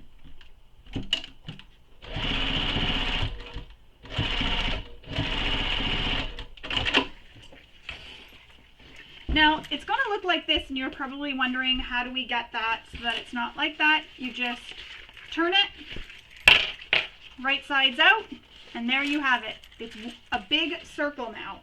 And we need to top stitch that edge that we just sewed together. So same thing, flatten it, and then put it in through your machine this way.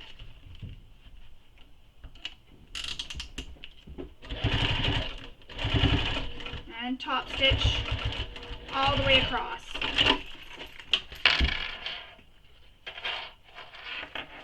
Trim any threads.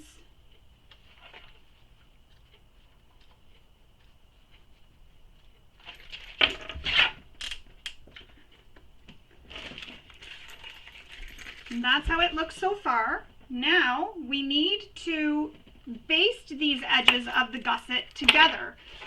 So taking the gusset, clip it together,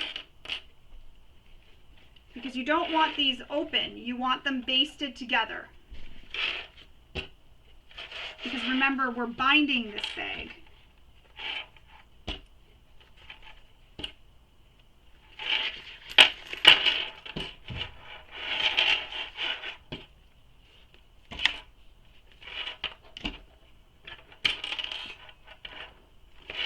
And now we're going to stitch this or baste this in place. And you can use a longer stitch length for this.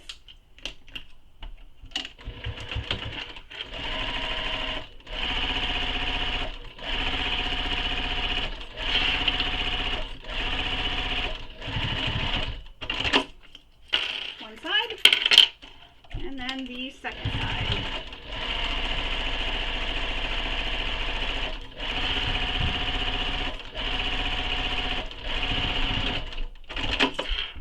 We want to clip all our threads so you don't have peekaboo threads later.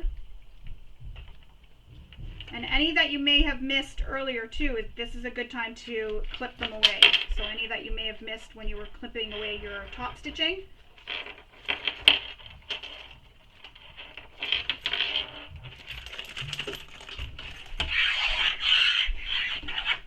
Alright, so that's how that looks now that that is all stitched together. And if you haven't already, we need to mark the centers on the gusset. So fold the gussets together and line up those seams where the base gusset and zipper gusset meet. And we're going to mark the centers on the top and bottom. Mark them within your seam allowance. Just fold it in half.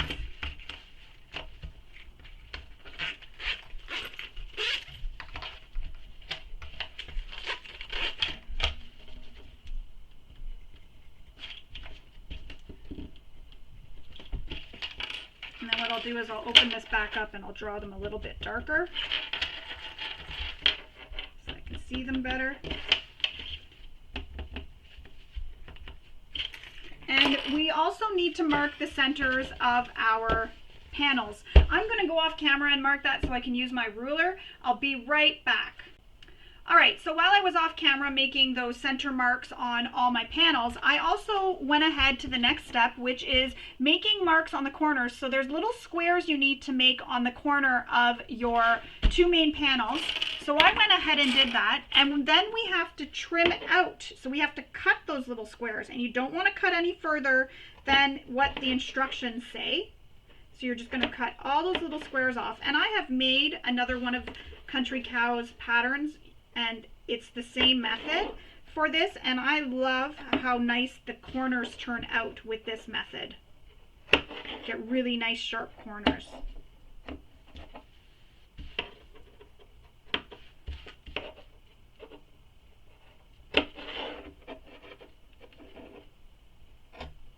And I know we're trimming away where we stitched, and if you're really concerned about that coming undone, you can just stitch over it.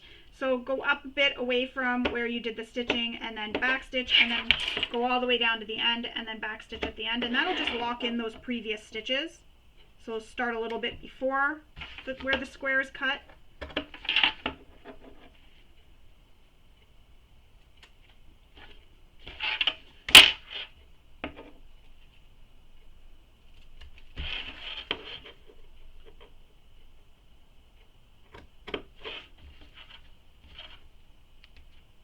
Alright, so I've cut all the corners, the little squares out of all of the corners. You can see it there. I've cut that. And as I mentioned, I went ahead, and that's also another thing I've done, is I marked the top and bottom of all our panels. So I'm going to start with the back panel because there is no front and back on our gusset. So what you want to do is line up the center mark first with the center mark on the bottom of the base gusset. So on the bottom of the base gusset with the center mark on the bottom of the back panel. And my strap I'm going to put through like that. Then line up the center top. I'm going to keep my zipper zipped, just keeps it, find it nicer for me. Clip that in place all the way across.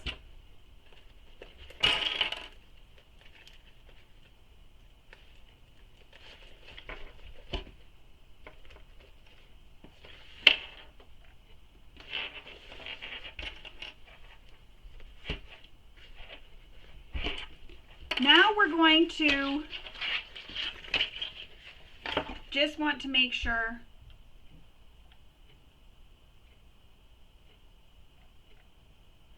so where the cutout squares are, I didn't want to jump ahead here on you. Where the cutout squares are, you're going to snip up into the gusset, into the seam allowance, and you're doing this on both sides, but you're only cutting up to the square. Don't cut any further.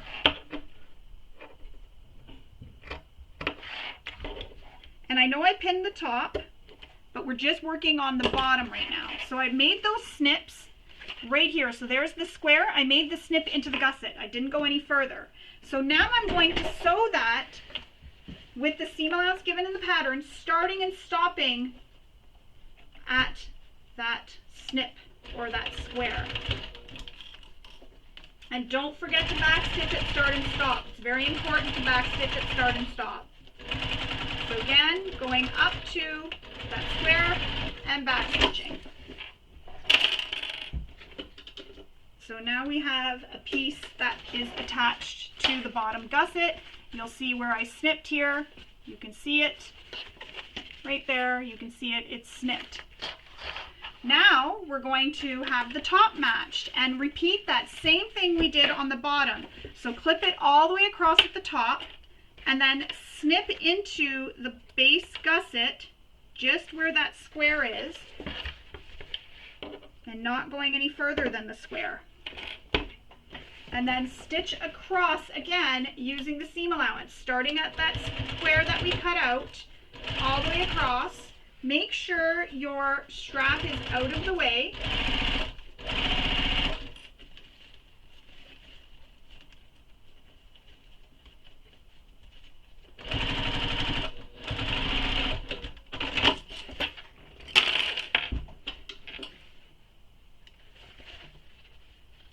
Trim your threads. I'm going to do this on this side because I don't think I did. I'm right, I didn't on that side. And now we have the top and the bottom matched up, or sewn together. Now, starting at the top,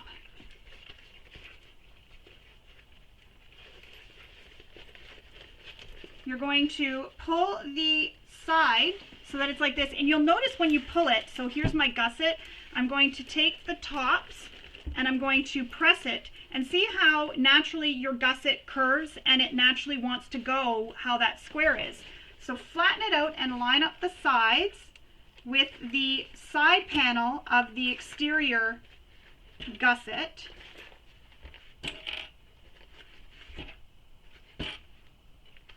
So the side panels of the exterior gusset with the side panels of the main, and it'll look just like that, and you'll see that it naturally, because of where we made those snips, it naturally bent so that it went around that corner nicely.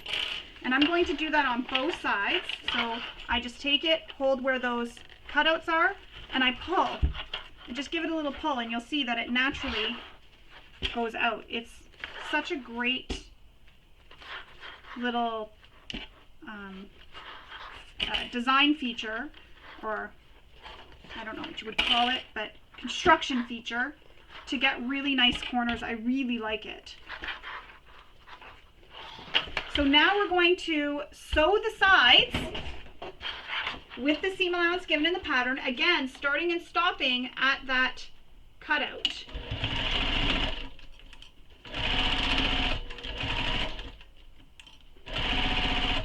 I'm hoping I didn't just run out of bobbin. Nope.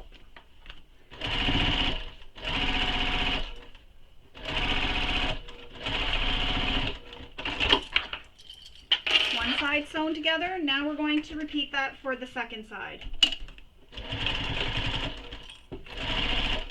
Make sure your D-rings are pointed in towards the center of the panel so that you don't accidentally stitch over them. And now I'm going to trim any threads, just because I don't want these poking out after.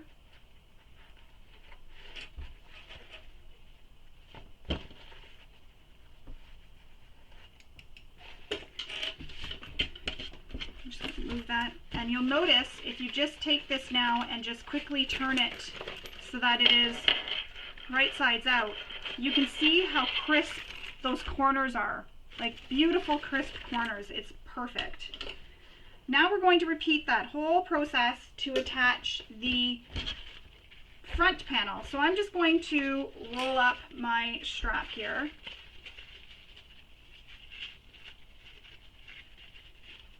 And tuck it in so that it is not in the way.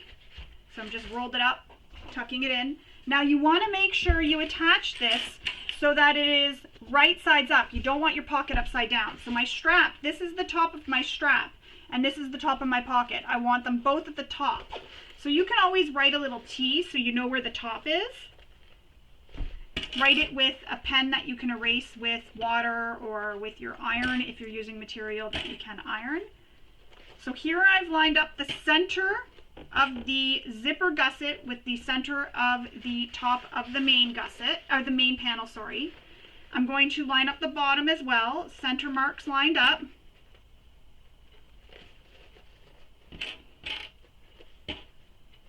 I'm just going to do both sides at the same time. Again, snipping into that seam. And I like to have it so it's flat against my table so I can see what I'm doing.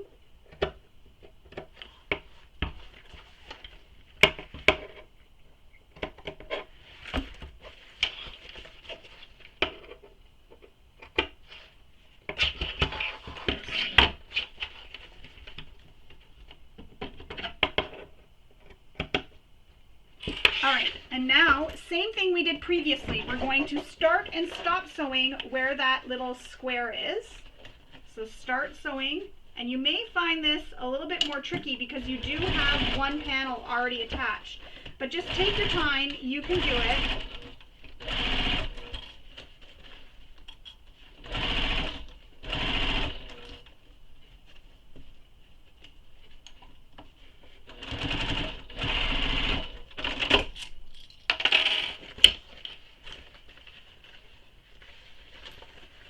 Trim the threads.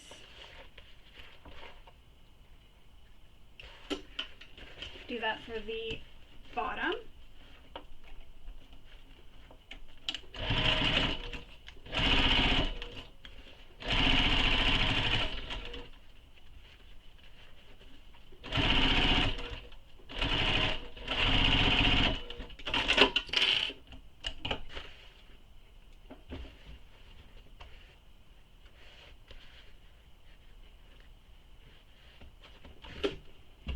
So there is the top and the bottom sewn in place, and remember I grab the sides and I just give it a little tug, and that makes these corners line up, and then I just pin it the rest of the way.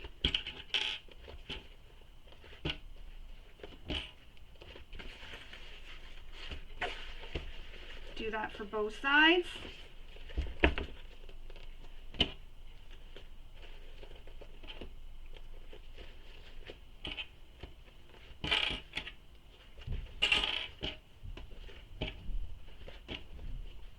And now we're going to sew this again, starting at this corner and stopping at that corner.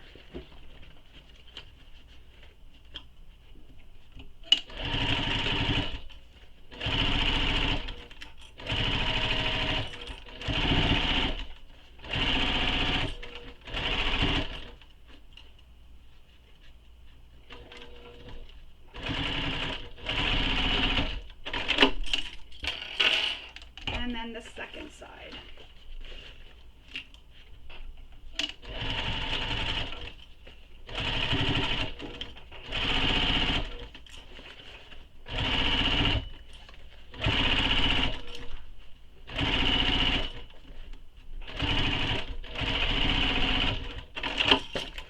Trim all your threads.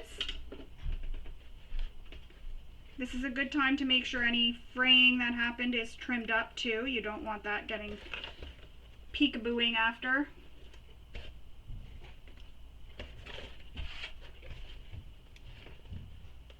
Trim all the threads down. There we go. So now we have our panels all sewn together, and you have a bag that looks like this at this current moment. And you'll see how we didn't even really use any interfacing, but because of the way it's sewn together, it's already holding its structure and its shape. So now we need to attach our binding. But before we do that, we want to trim the corners down, and you want to be careful not to trim the stitches. And it's also mentioned that if your elastic cords from your sunglasses strap is overhanging, you can go ahead and trim that.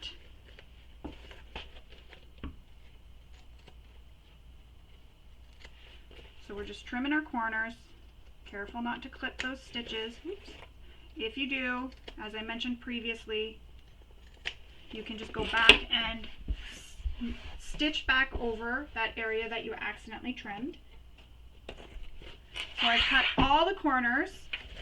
I have attached both my front and back panel, and it looks like this right now. And like I said, when you poke out the corners, you get these really, you can see that really beautiful corner. Love it. So now we're going to attach our binding, and you may have a method that you prefer. You can definitely use that. I'm going to show you the method that I use. Just going to find my binding. So I'm just going to go find my binding. It's kind of a mess on my little cart here, and then I'll come back and we will do the binding. So I have my binding. I've decided to go with black just because it'll hide any imperfections a little bit better, and I found the white was just a little bit too bright against this pink, so I'm going to use the black. So as I was mentioning, there are many methods to attaching binding. If you have a method that you already use and you prefer it, go ahead and use that method for binding. However, I'm going to show you how I do my binding. So what I do is I take some double-sided tape and I place it all the way around my bag. So when I'm sewing, I'm going to sew with the main panel against the bed of my machine. So that's the side I want to place my double-sided tape on. And if you prefer to sew with the gussets against the bed of your machine, go ahead and put your double-sided tape on that side. So whatever side is going to be against the bed of your machine, that's the side you want to put your double-sided tape on. And I'm just placing it all the way around.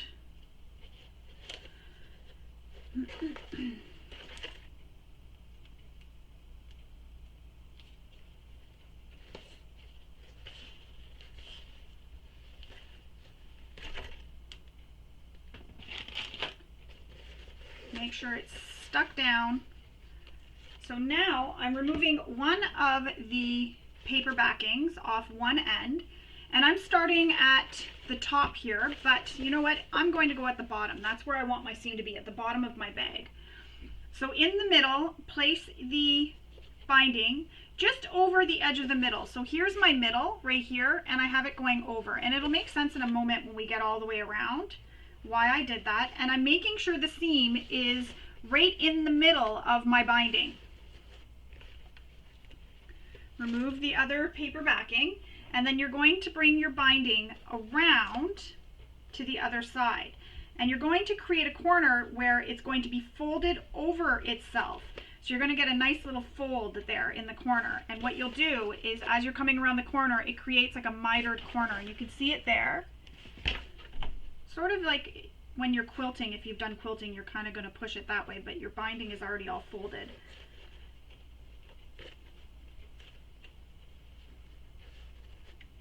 And I'm making sure when I'm placing it on that it's covering the previous stitching that I made when I stitched the panels together. So I'm just making sure it's covering that as well. Make sure that it goes down far enough.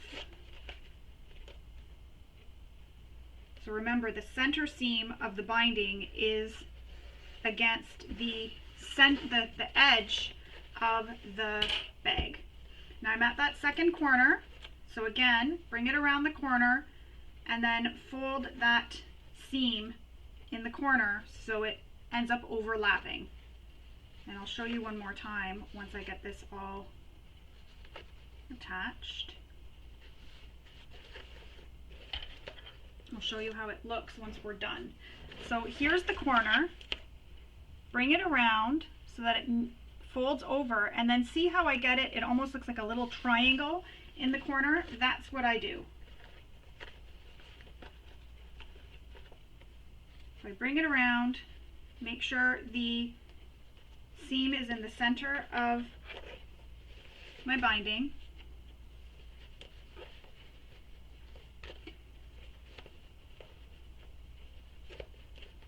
And again, I would have normally used pink here. I mentioned at the beginning that I didn't have enough pink, and that's why I'm using black.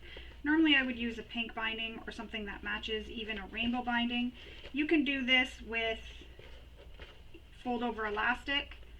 I don't use fold over elastic. I don't know why, but I never have an easy time with fold over elastic. We're just not really friends, fold over elastic and I. And it fights me every time, so I just find this is much easier for me. I do also make my own binding often. So I'm going to stand up for this last part because I want to get close and show you. So see how that corner looks there, how it folds over? So you can see I came around the corner and I folded it over. Just going to refocus my camera because oftentimes it unfocuses. So now I'm coming up to this last corner and I want to come around this last corner. So come around that last corner.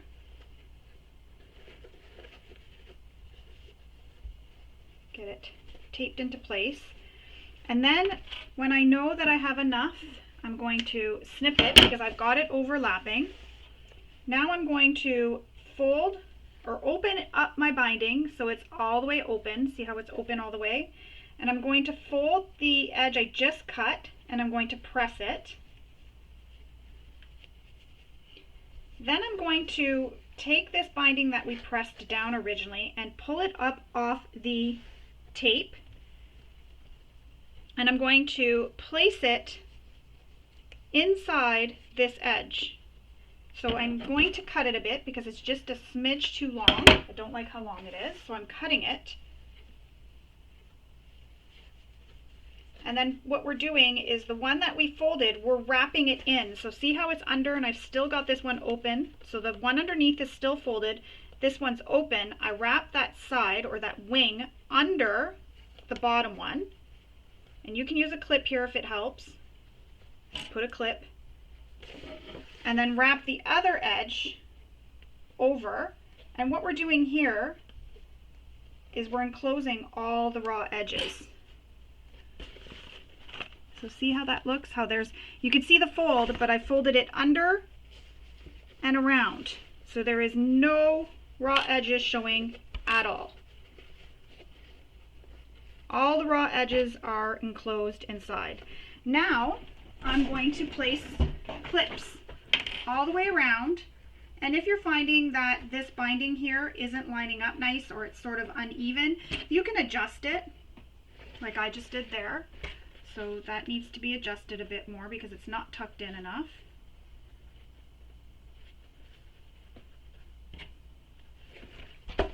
Again, there's plenty of methods for doing binding, but I find this method really works and really helps because that double-sided tape is holding the first side down for me. So I don't have to worry about my binding shifting on me while I'm sewing. And as I'm sewing, I can make sure too, and clipping, that it covers the original stitching that I made when I stitched the bag together. And also for my thread, I'm using a thread that's going to match my binding so that if my stitching isn't absolutely perfect, it won't really matter.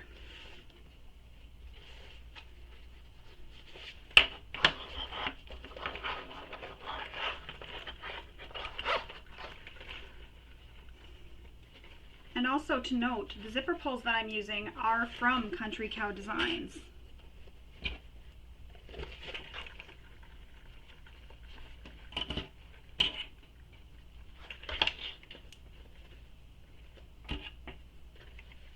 And I will link to below in the description where the other supplies that I got are from. I don't remember where I got this canvas, it's been a while, but all the other fabrics I will link to below in the description. Alright, so I've got everything pinned, and I've got a pin in the corners too because I want to hold those corners in place. And it's all pinned, it looks really good. So now I'm going to use my extension table. And with my extension table, and the reason why I'm using that is this will help hold the bag up for me so it stays flat. So with the extension table on, I'm going to start stitching all the way around, and I'm going to use my tool, I forget what this is called, stiletto, can't believe I just forgot that, to help hold things as I'm coming around corners and such, just so that nothing shifts on me. And you want to use the seam allowance given in the pattern for stitching the binding on.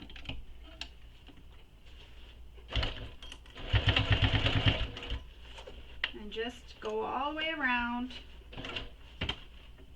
And as you're stitching, you can just double check to make sure that you're catching all the layers.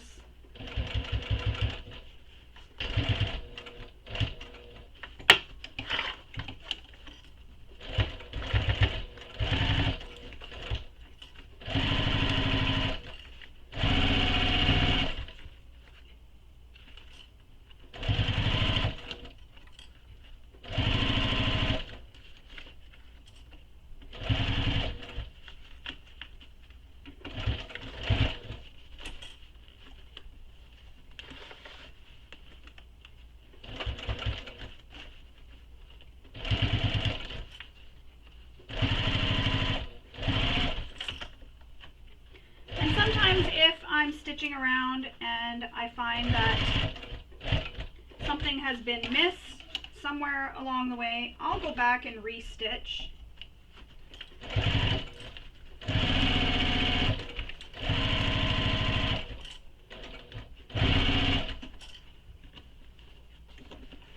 So I'll fix it.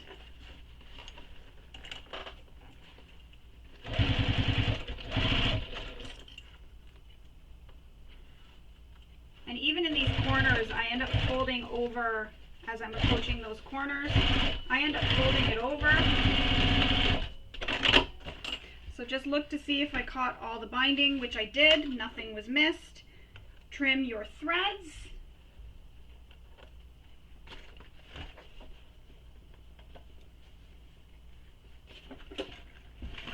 And that's how it looks with the binding all stitched on.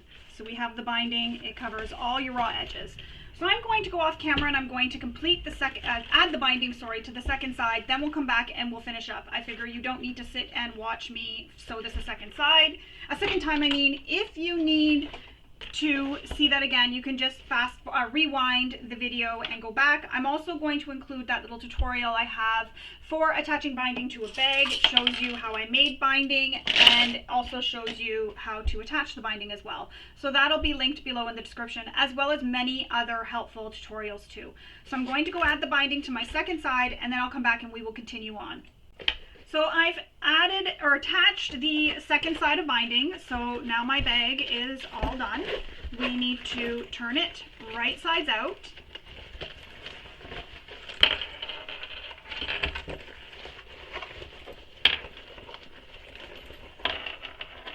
And you can use a turning tool to help poke out your corners if you need to. I'm just going to use my finger, because those corners are nice and sharp from how we attached the panels to the gussets.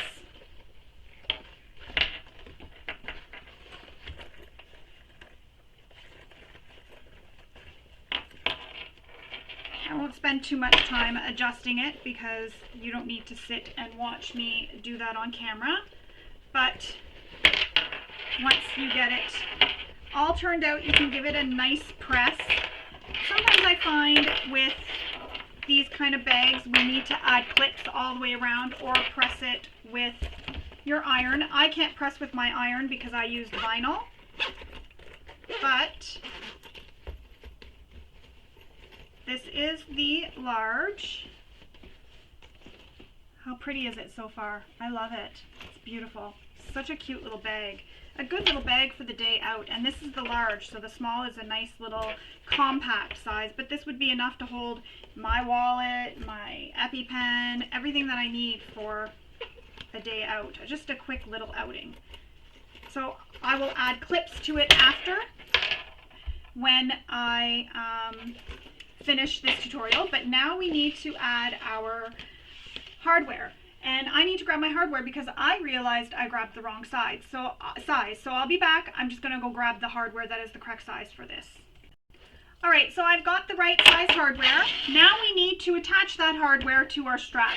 We want to make sure our strap is not twisted, so I just move my bag so that I can get it so that it's flat all the way down. Then I take my slider, and my slider has a bar that moves, but yours may be attached and not be able to move, and that's okay. What you're going to do is you're going to slide the loose end of the strap between the top bar and the middle bar, just like that. Then you're going to slide it down over the middle bar so it goes between the middle bar and the bottom bar, and bring it up as far as you want to put it for now. Once you have that, you'll take your swivel hook, and with the hook end against the table, slide your strap over and around. So you're going to see it here. Actually, we'll do it this way, even easier. Put it so the loop of the swivel hook is against the table and slide your slider through it. Bring it back, the loose end, back up to where your slider is. And you want to give yourself some slack from the slider, from the piece of strapping that's already in the slider. Then you're going to bring that loose end, and same thing we did, up through the top bar and middle bar. So now you got it in the middle of this loop here, so see how it's in the middle of the loop here. and bring it back down over the middle bar on the other side, just like that. So it'll look like this. Make sure you're hanging on to it because we have to stitch this, and you don't want to stitch this piece of the strap that we just looped up and over that middle bar. You don't want to stitch it to the strap here. You want that to stay loose, so just the middle part. So we're going to clip it together. And when it's clipped, I'll show you how it looks. So see how this looks? We have it going to the bag. Coming up, we went up over the middle bar and back down and then around. Attached our swivel hook, came back, went up and over the middle bar and clipped it in place, just like that. Now we're going to sew this, and you can check too to make sure that your strap is right, and it is. When I pull on it there, it's right. And I need to change my thread, so I'm going to pause the video and I'm going to change my thread. Sorry about all the pausing, but I'm going to pause the video and change my thread. So I've changed my thread to a thread that now matches my strapping. I didn't want to use black. So now I'm going to stitch this in place using the seam allowance given in the pattern.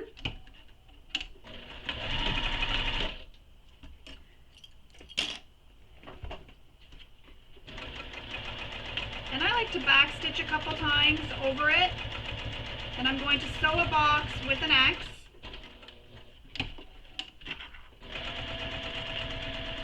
Going as far as I can go without hitting the hardware.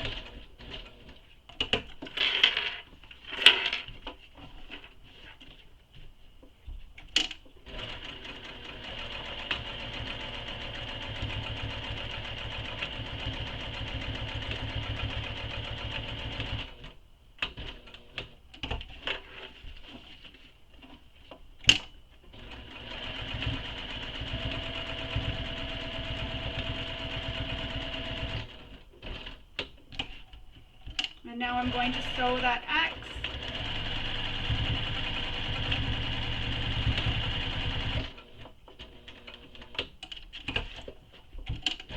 And like I said, I like to go back and forth a few times just to really make sure it's secure. You don't have to if you don't want to. That's why I'm also using a matching thread, so it doesn't stand out quite as much. Trim my threads. Although I like how the look of the X looks, like a barn door. So you'll see I have the X there in my strapping. We can adjust our slider, and you can attach it to whatever side of the bag you choose to wear your sling bag on. So you can attach it to the left or the right side, whatever side you choose. But now your bag is done. It's ready to take out and show it off to the world. But before you do, don't forget to take some pictures and share it on social media and use the hashtags given in the pattern. I hope you all enjoyed this tutorial and maybe picked up a few tips and tricks along the way. I'm looking forward to seeing all your Quiver Sling bags posted on social media. Thank you for sewing along with me. I hope you all have a wonderful day. Bye.